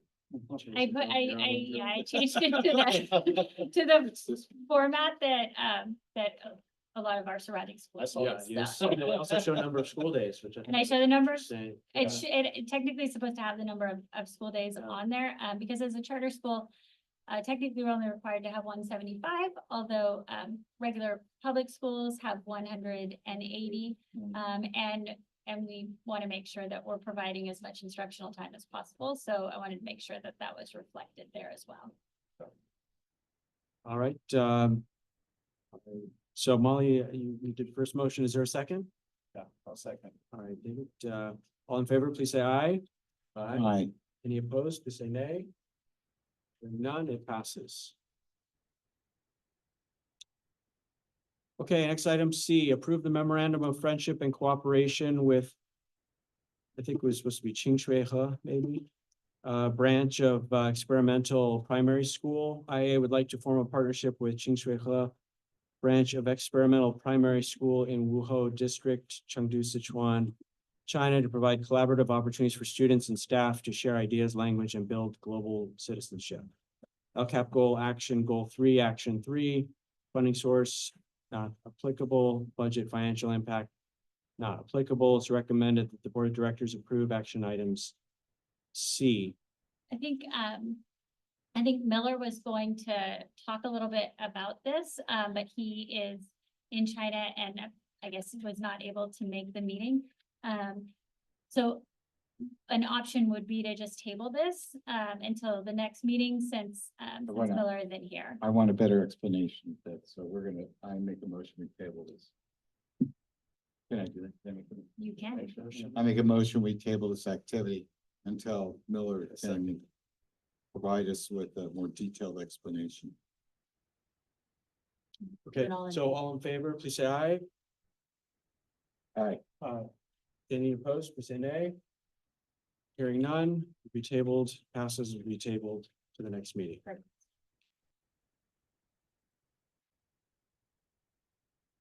And he has to be here. to do it. Is it too late to add Explanation, that? yeah. Too late to add that to the motion? The motion was It'll already get tabled approved. again. if he's It'll not- just be tabled if he's again. not That's here at the okay. next one. That's right. Item D, approve appointment of Finance and Audit Advisory Committee members. The Finance and Audit Committee shall assist the Board of Directors in fulfilling its oversight responsibilities related to income, expenses, budgeting, and audits consistent with the board's long-term goals and the charter petition. LCAP goal action, goal 2, action 7, funding source, not applicable, budget financial impact, not applicable, board policy requirement. Sorry, that was left over. Take that out. Because it's a petition requirement, but not a board policy requirement. Take out the board policy requirement? Yes, Yes, sorry. okay. So you said it's a petition requirement. It's a Yeah, petition charter re- petition. I meant to put petition requirement on there for both of these next two. So just if we could amend those to be petition requirement.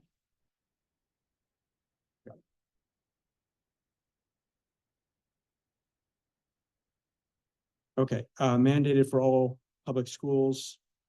California Ed Code 33315. Nominations recommended, the Board of Directors approve the appointment of the following directors to the Governance Committee. So do we have any nominations for the governance committee? Self-nominating or we nominating Self-nominating, you can governance? nominate somebody else, you can nominate your friend, but it has to be a board member. Yeah, And we are going to hold these via Zoom, but we will make them public. Yep. So it'll be a little bit easier for community members to watch or for board members to be able to attend. As an advisory committee, we can because as a committee, you would not have voting rights, but can make recommendations to the board. It's probably a good idea since we're talking so much about finance, to make sure that we have that finance committee in Yep. place. okay, so this is, yeah, So. You know, from the previous board meetings, I'm still sitting on the finance committee of the same thing or? This is a- So, yeah, but we haven't had any meetings for the past couple of Yeah. years. So I wanted to make sure that those members and some of those members who were on those committees are no longer board members. So we needed to re-elect our committee members. yeah, so correction here. So we have, this one is for the finance. I read, yes, recommended the Board of Directors approve the appointment of the following directors to the Finance Committee. Okay. Sorry, So, quick board meeting, a few typos. I apologize. no problem. Why, I nominate David and Brett to be on the finance. Right? David and Brett, do you accept those nominations? So. I don't know. So I'm happy to be on the Finance Committee. I am also interested to be on the Governance Committee. So if someone wants to be on the Finance Committee, I don't want to take their spot. Yeah, I've already placed Brett on the governance committee. There's nothing again that says that a member can't serve on two committees, but it is always good to have, more board member voices. Participation, yeah. And I promise we will only meet a couple of times a year. Going on? I'm still thinking, Molly, Tony, Bill? Calling one and calling twice. still thinking. One of you is Right. gonna have to be in finance and one of you is gonna have to be on governance. So I pick- know, pick that's your what I'm poison. So either one. So either one. Are you? I'm trying to decide which one I think I would be better. So I'm sitting on the finance committee. You're on the finance. Keeping David on the finance. Dave's So on the I know, finance. so I know. between the two of you, draw straws for governance or finance. I'll tell you what, Because I'm still learning. I know, that's what I'm trying to decide. You know, I think that So. based on what's going on, I want to be on the fence. Okay. I just don't want to be on it with Dave. No, just kidding. I'm just kidding. I'll That's try the joke. I'll keep it short. and No, not- No, I think to stay on top of this issue, I want to be on the fence. Even though I think it should be right. You're right. Split it up. Yeah. Yeah, because you're already on that. You should be on the Okay, so we've got David and Felipe. Those are the nominations right now. Is there a motion? I will motion for that. Is there a second? Thank you, Molly. All in favor, please say aye. Aye. Any opposed, please say nay. Hearing none, passes with David and Felipe. Thank you very much for your committed service. I'm back home. Hey, you're the money guy. Okay, item E, approve the appointment of the Governance Advisory Committee members. Now, Governance Committee is responsible for maintaining proper board composition, ensuring the board governs effectively. This committee drives the comprehensive board self-assessment process, fosters the development of new and existing board members, and manages board member recruitment. LCAP goal action, goal 2, action 7, funding source not applicable, budget, financial impact not applicable. Petition, this is part of the petition requirement, it's highly recommended. Nominations recommended that the board of directors approve the appointment of the following directors to the governance committee. Have Brett down, Brett. second member. Molly? Okay, thank you, Molly. Maybe we could use that. We Yeah. could use, you slipped out. You slipped out right before the vote. Okay, is there a motion? I'll make a motion, so. Thank you, Felipe. Is there a second? Oh, I'll second. All in favor, please say aye. I don't know which one. This is the. Brett Molly. Brett, Molly. Oh, okay, they'll be on the government. Okay, it's you and me. Yeah. Okay. Brett, Molly So- governance, and David and Felipe finance. So there's a motion on the floor. All in favor, please say aye. Aye. Any opposed, please say nay. Hearing none, it passes with Brett and Molly on the governance committee. Okay, next item, item 8, executive director report. Okay, so I'm gonna keep this brief because I talked a lot tonight. So I just want to, again, thank our PTO for what has been an amazing readathon fundraiser. I think they have already raised about $18,000 for that, and definitely thank you to Kendra, who has been all over the readathon and just been doing an incredible job getting everything organized and making sure that it's running very smoothly and getting Brett and I all of the information for all of the announcements and everything. So so it's just been a really good fundraiser with a ton of support from our PTO. And I also was hoping that our state test scores would have been if we had had the board meeting at the regular time, they would have been available, and I would have given a presentation about our very, very, very good test scores. I can't give any specifics, but they're very, very, very much the highest. So we're very excited about that. There's incredible things going on in the classrooms, and you know, in just my couple of months here, it's easy to see why our students are so academically successful. We have, you know, great staff, great teachers, the IAs working in the classroom, all of our support staff. Is, you know, makes it very easy to see why our kids are doing so well academically. And, you know, I'm just excited to continue that through this year. And then, like Grant said, be able to have some celebrations for the great job that our students have done and our staff have done. So I'm gonna cut, I'm sure you have more, but I want to cut you off here. So are you gonna have Press release. not like a press release, but Announcement. a presentation or some kind of document that shows us against or compares us to other schools, right, in Orange County, right? So you're gonna sift through all the data and be able to show that, right? Yeah, we've actually sifted through all of it already. That's how I know exactly how we Okay. compare to every school and every district in Orange County. It's a kind of a tedious process with the website that we have to use, but Right, I've seen that. and but that's what I'm you've talking seen about. that, I and know so what you're we talking will share that publicly. But what we want is, quick reference. You're gonna have something. Yeah, that I so we'll can have, put in my we'll hands. have just a kind of a one pager that shows that as One-pager well, that but we'll shows it. also share all of that data with everyone in the presentation.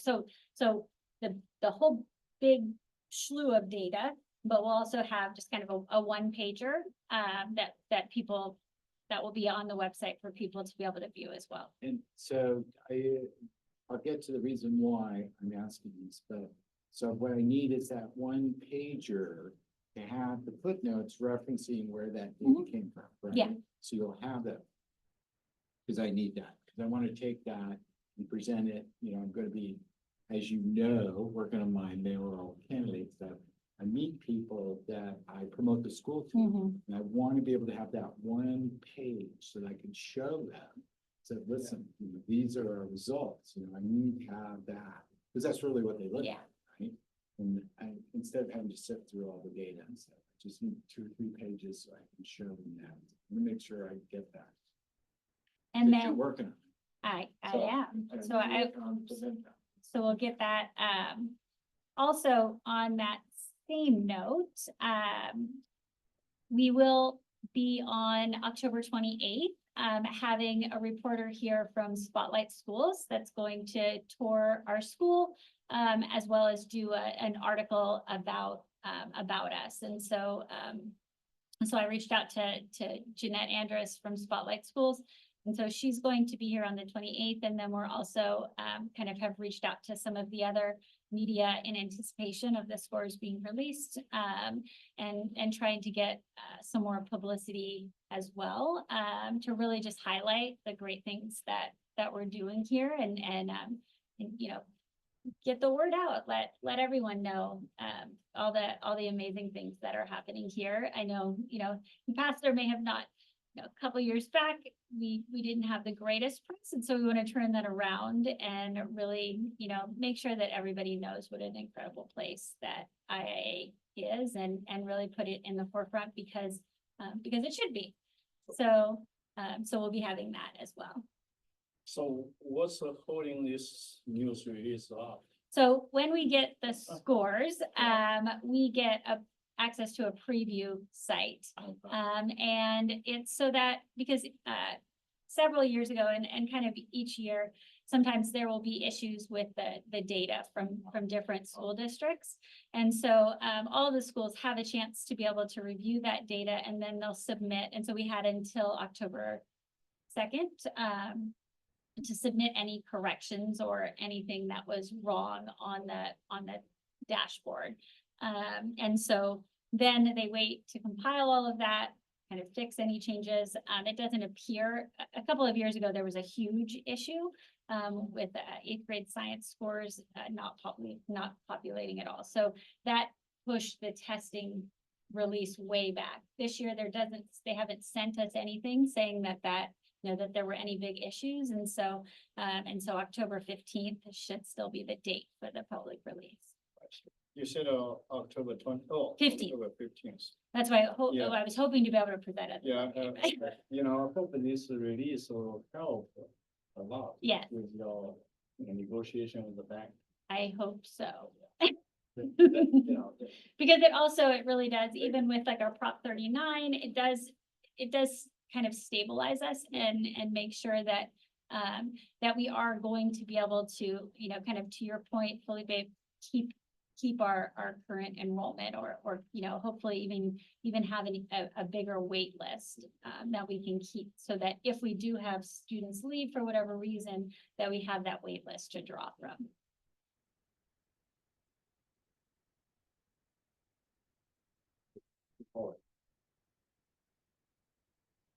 Yeah. Anything else? Did you have anything else? Oh, no, that's good.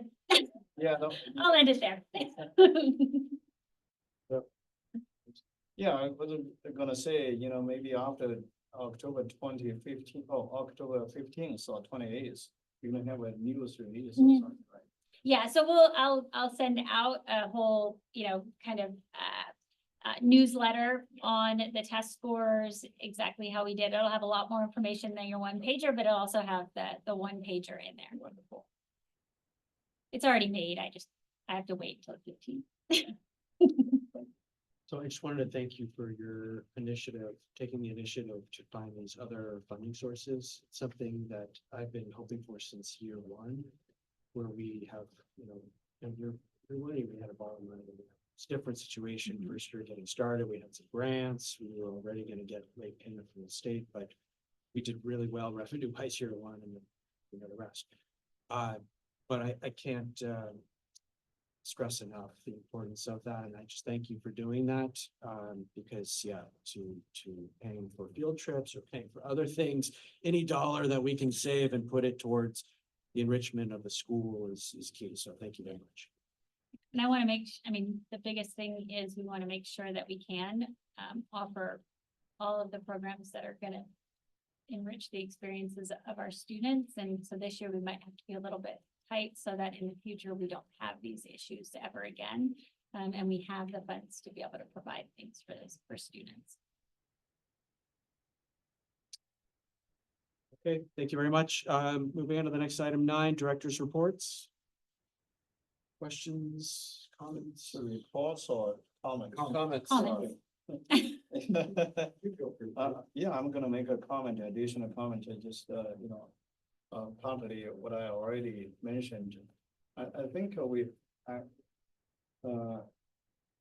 based on our conversation last Friday, I still think it's very, very important for the school to really kind of reach out to the community, considering take a fundraising very seriously, and there are creative ways to do that.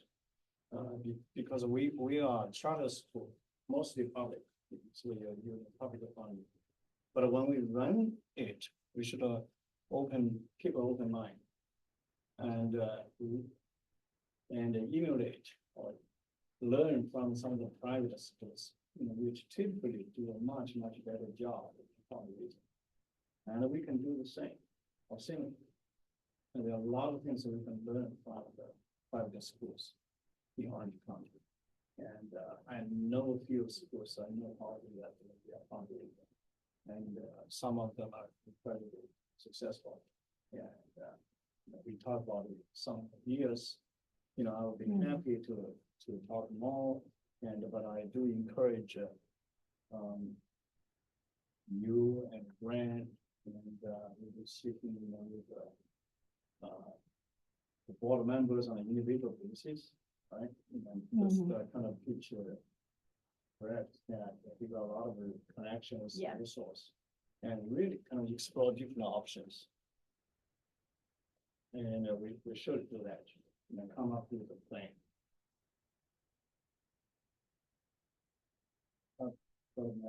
My suggestion. Not a report.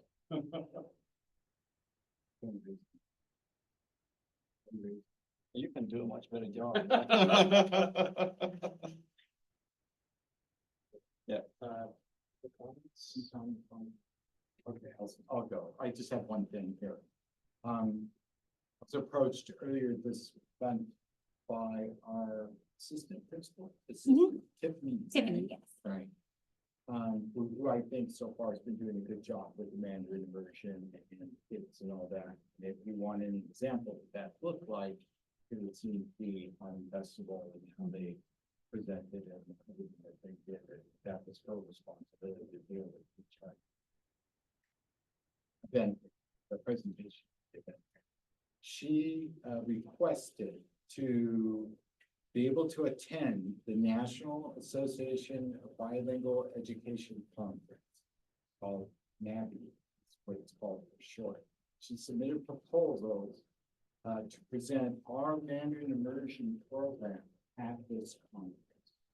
Okay, and I really think this is an accomplishment, our Mandarin dual immersion program at this conference. And I think this is a big opportunity for the school to get more recognition for what we've been doing here. Obviously, our test scores and that, like that. We can promote like that. This conference is in February. So, and as you guys know, our funds are very limited. So she approached me and I told her I had worked on fundraising before. So I'm going to be approaching people, you know, parents, board members, for donations toward this goals that she can go. You need to raise $3,500 to fund her expenses. And I pledge right now, I will pledge $1,000 for this goal. Right? So I'm looking for, and I will be hitting up people. We have a letter requesting use those funds to see if we can pledge and get enough money for her to go. So I'll be working on it. That's something you're going to see me going.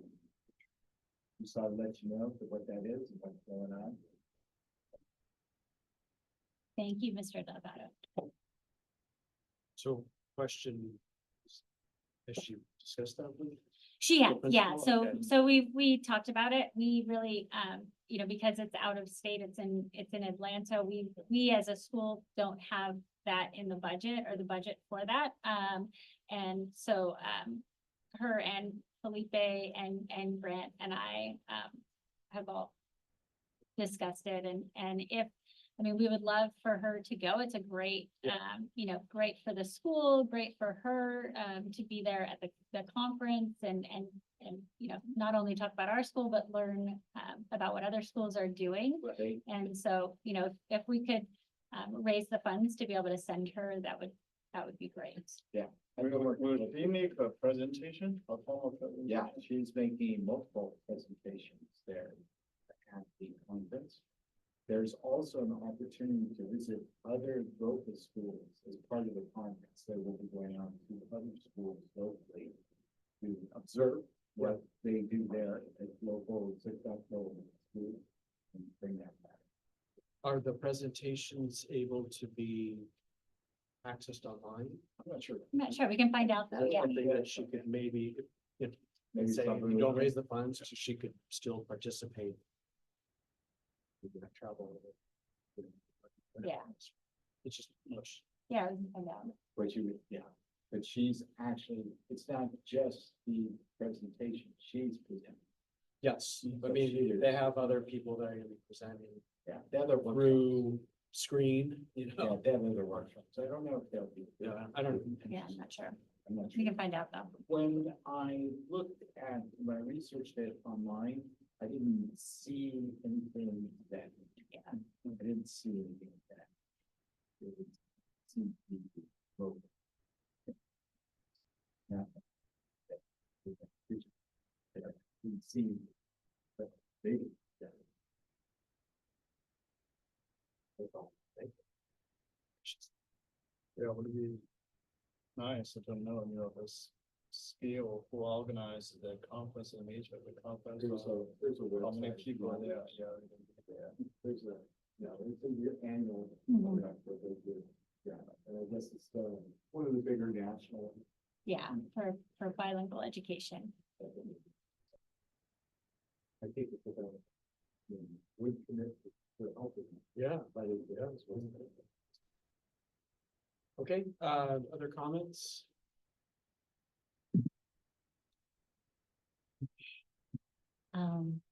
Well, thank you, Dr. Byrne, just, you know, your leadership, and tonight we hear a lot and, hear about the downside of the finance and so on, but I think we're a big family, so we all work together. And, Felipe, you mentioned about, letting people know about the school. You probably, well, I think Dr. Brennan mentioned it, in one of the letters, that, so November 2nd is Irvine Surf Day. So actually, IIA's middle school presented 3 projects. So on that day, so it's sponsored by, hosted by a group called Love Irvine, which I'm also involved in. Our main goal is to get people together. And, so you can picture this that day from, I think, 9 o'clock in the morning till 12. And the people in Irvine just going out doing, we already have 27 projects right now. It's online. So if you go to loveirvine.org, you will see it. And I'm so proud our IAA has 3 projects. So one of the projects is called Irvine Sees the World. So you probably will get information pretty soon, and we basically, we let the leadership team to decide what to do. The past few years, we've done that. Basically put boxes in different places to collect old glasses. And then on that day, we have Dr. Chen will be here and with her team. And as kids get to know, to analyze the glasses and put it and categorize them, pack them, and get ready to, I think the last 3 years, we sent it to Guatemala. This year, we also probably will be Africa.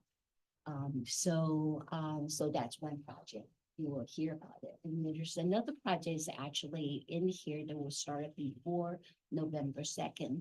But I think on that day, it basically is recycling materials for our STEM and for other STEM places in around Irvine as well.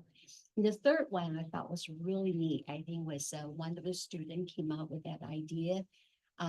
So basically this international school, we have so many people knows the second language. So I think their idea is use your own language and write to a newcomer. So for example, Chinese people, then you write it down in your language saying, I know learning English is hard. I know coming to a new country, you don't understand. You go to school, it's hard, but don't be afraid. I went through it and I'm doing better. So write those encouraging notes. And then I don't know how they're going to distribute, but we'll let the leadership team. So on that date, your public will be coming to the school as well. Yes. November 2nd. November Of 2nd. Irvine Day. One second. What day of the week? It's a Saturday. So we have a kickoff in the Heritage Park. So at 7:30 to about 8:30, then most projects starts at 9. So I really look forward to that. Very excited. Our kids were super leadership students, I were know. super excited about it, and Molly and Dr. Chen came in and kind of introduced the Irvine Sees the World, and it was very cool. Yeah, I was so proud of the leadership team. They went, I look forward to I know I had my turn already, it. but I'm always, there is no off on the genius switch. There's always stuff coming in my head. So when you say the leadership team, is that something you're associated sponsored with, or did they just get assigned? I think it's Mr. Gibbons. Mr. Gibbons, kind of presented it to them and asked if they wanted to participate in it. I let Mr. Gibbons know that it was something that was happening in Irvine and that, it would be a great way for our kids to get more involved in the community. He presented it to them, and then, kind of got them to come up with different ideas. of things that Okay, they so might I've wanna got do. something else for you, an idea, just connected here. So I've been looking into the Irvine Public School Foundation and seeing if we could get funding from them. And one of the things that, unfortunately, all the funding or request for funding is closed for 2024. But the way they accept the request, it has to be a video. So you have to create a video requesting the funding for certain projects. Example, if you wanted a STEM program, or if you wanted instruments for the music program or something like that. There has to be a budget input, but there has to be a video request. And most of the video requests come from the students. They're not from the adults. The students in the school have to produce this video along with the staff that produce the budget for the request. So although they're closed this year, we need to start preparing for, I would like to submit a request for a project, any project that we need here at the school for next year. So we need to start working on that. And I think that's a great project for the leadership. So and I can maybe get them started. I'll talk to Mr. But we need to come up with an idea of what that funding request would be. Do we need new playground equipment? Do we need new audio equipment? Do we need whatever? Once we have that idea, the leadership team can come up with that idea, right? And then they could deal with creating the video request. We could help them with the budgeting and all that and submit the request to the next year. So if we start working on it now. Have a great. So that just. Yeah. It's fun. I was kind of inspired by what you were talking about, working with the leadership. Let's see if we can say that idea. Yeah, definitely. Yeah, Good idea. And I believe the minimum grant is $5,000 up to like 20,000 or 30,000. It's a lot of money. That'd be good, yeah. So we need to come up with an idea. to see what that would be. Perfect, yeah. Makes up the leadership team, is that middle school? It's our middle school leadership elective. It's a 0 period elective, but we So- can also get, Other kids. we can also get other students involved as well. Is Jada in that? Leadership, you know? I can't give out any information Oh, about what students I'm are sorry. in. our Because class. she was- Yeah, 'cause she was doing a lot of video stuff, Yeah. but I was wondering. if she could, like, in the leadership, or leadership. Okay. All right, well, that, we don't have to get into the specifics of it, but I'd like them. to give it, right? Mhm. Maybe you could contact me or. Okay, I I think could you step- might know someone that's in that class. Is it Raymond? I I don't think that is it. Pretty sure you know someone really well that's in that class.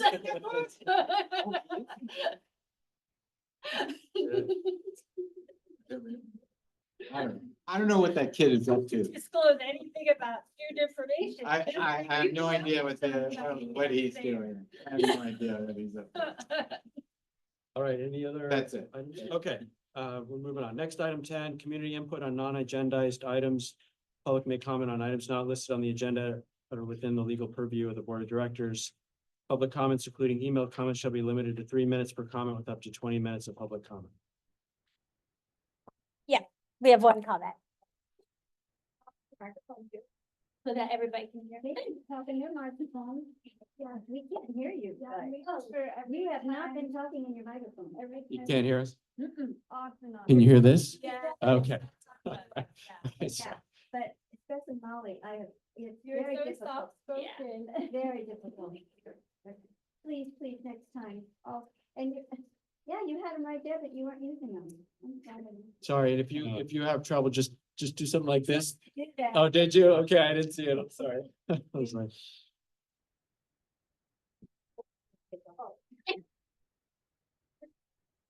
Not in my lane. Kind of stuff. I work in a different industry. Okay, so my name is An and I have 3 kids here. And this is our 3rd year. I love this school. We came from a homeschooling background, so it makes us very snobby about school, in particular, especially not that the school is Christian, but I am a Christian, so virtues and characters matter a lot to me because I always feel that emotional intelligence comes before academic achievement, emotional safety before academic achievement. So anyways, we came here 2 years ago, 3 years ago, under the leadership of Dr. Bean, and by any means, I was not expecting perfection, and by all means, it was not perfect, but I was completely blown away and so happy on every level. I've converted some of my homeschool friends who don't usually vote to go towards the public school route. And I have friends who are wealthy, send their kids to Pegasus and said IAA is, what I described that I get, like they don't even get. Okay, so that's my background. I don't think I've ever complained about anything in the school.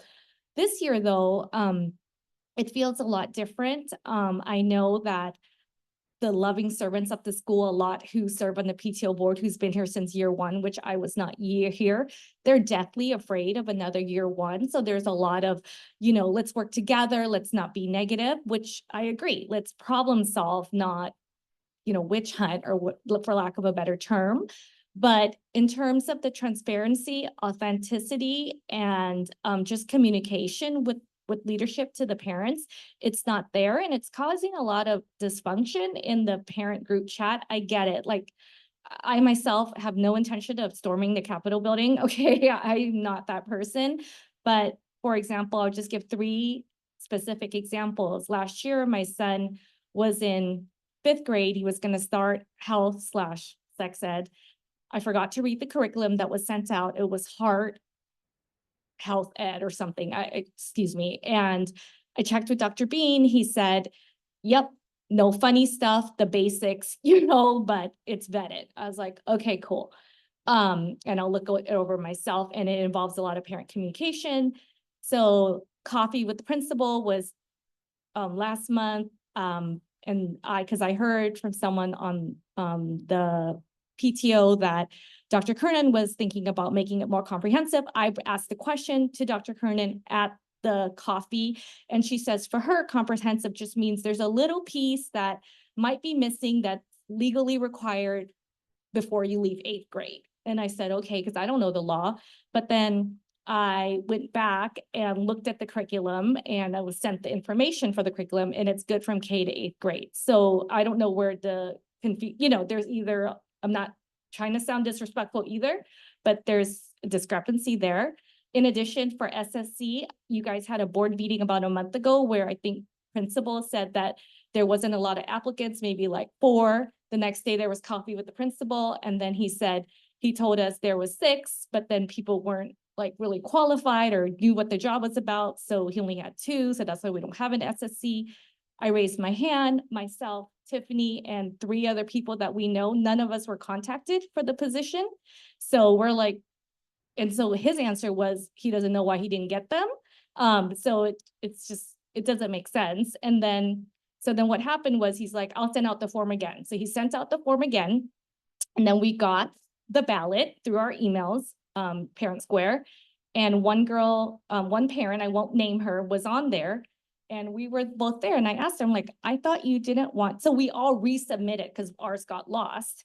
And then I asked her, I'm like, did you resubmit? She's like, no, I did it the first time, but then the second time I just decided I don't have the time for this. But then she was on the ballot. So it's just like very confusing for parents. And then lastly, the incident where there's a lot of chatter on the chat about bullying and fights and communication, but I'll just stick to this because I'm sure I'm over my 3 minutes. So the incident where a student mentioned he was going to bring a firearm to school. So, I came to school on a Friday or Thursday. I see the cops. I witnessed the fight, unrelated. I see the cops here.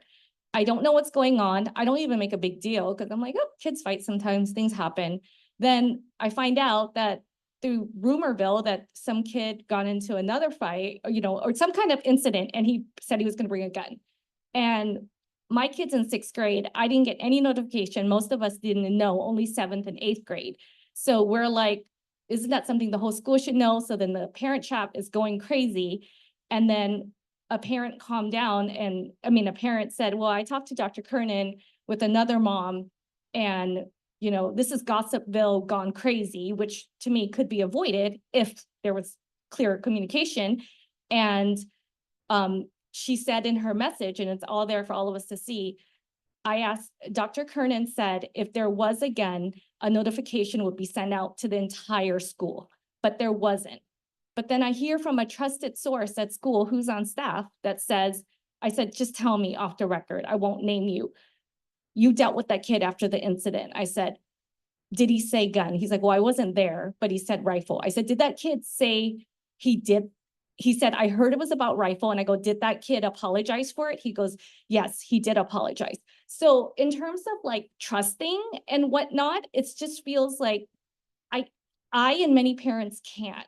And I still think the school is like way above any other IUSD, but I feel it's just turning into that. And if it gets into that, if you talk about enrollment and not losing the school, I would pull my kids because at the heart of it, like, I don't care about lunches. I don't care about parking. I don't care about anything. Just keep the characteristics there and the honesty there. So I think one parent put it the nicest. I'm just gonna, of course it's gone, but she basically just said, look, we just want our administration to not check boxes and follow the law. There's legal things that you can and cannot say, and we respect that. I don't want to know anyone's names, but like, talk to us like you care, because we're people's like parents, and that's all we're asking. Just straight communication. Don't check boxes and sound like public relations, because this is not what the school was before. So Thank that's you very my comment. much.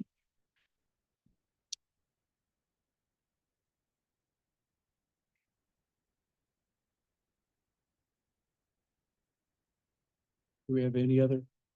Oh. If I need to fill out the comment card again, I will.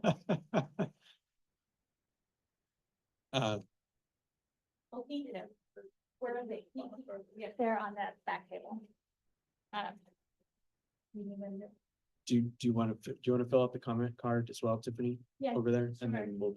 It's more of a question again, so I don't even know if I have to take it offline, I will, but I just need clarity on the resolution that was approved regarding growth schools. And so if I pose it as a question, is that something that can be answered, or do I need to just like email you guys and get an answer that way?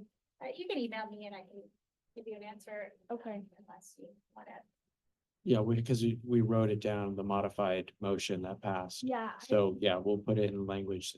Okay, send I'm it just to you. unclear on whether we are still borrowing the money with growth schools in addition to pursuing alternatives. So we are borrowing. Yeah. Okay, that's that's all. my Yeah. question. Yeah, so it passed to borrow, Okay, but it's at a reduced fee rate, right. as well as authorizing Dr. Kernan to search out additional funding sources. Got it. Thank you.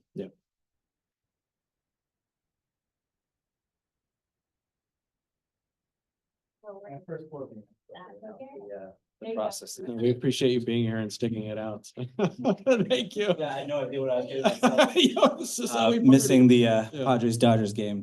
Luckily it's taped. We'll set the timer, but Yeah, it's 3 minutes. Try to stay. with I the 3 will minutes. try.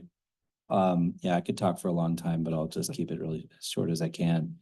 The first thing I'll say, we're new families this year, and I came here so thrilled to come here based upon what I had heard from parents like these here and other friends of ours that have been here, and went to the gala, had a chance to be there, and it was clear the love of the parents and how we're excited, even hadn't even attended the school, and we're so excited to be and feeling privileged to be there.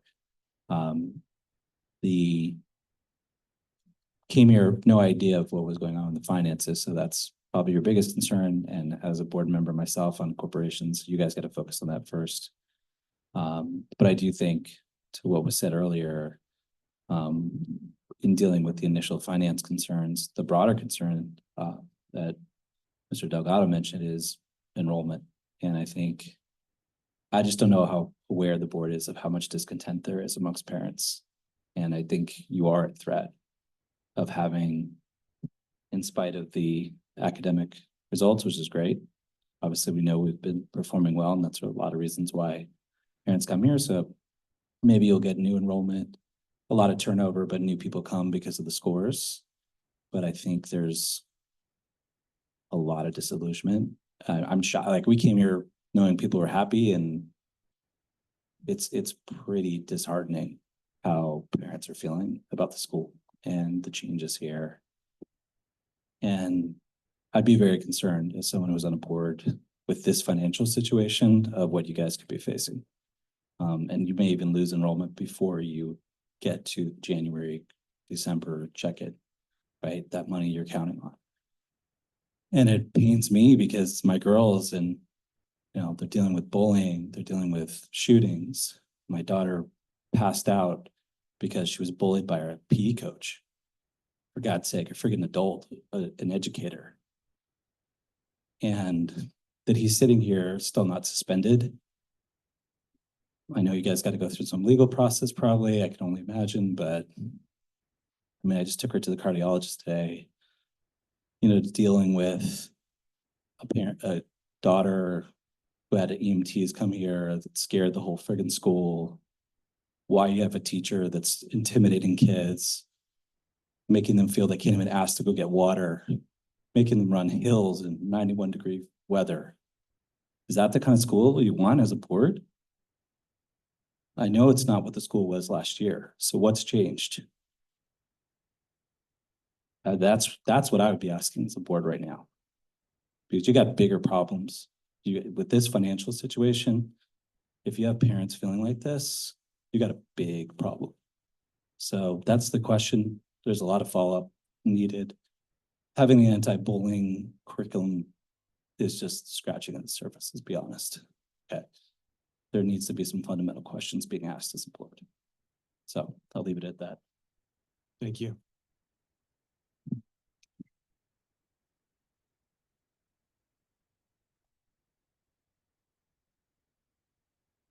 Any other comments? No. Okay, thank you to all of you for staying at the end of the board meeting and presenting those. Okay, the next item is adjournment. It's recommended the board adjourn the regular meeting of the Irvine International Academy Board of Directors on October 9th, 2024. Is there a motion? All motion. Thank you, David. Is there a second? I'll second. Thank you, Felipe. All in favor, please say aye. Aye. Any opposed? Say nay. Hearing none, it passes. Thank you all. Meeting is adjourned at 9:37 p.m. Thank you. Thanks, everyone. Have a good night.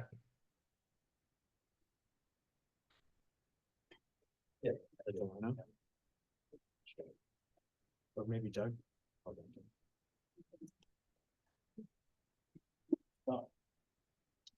Thanks, Delano. Oh, sorry, I'm trying to turn this off. I can't find the thing. There we go. I'm gonna end it for you. Thank you. Good night.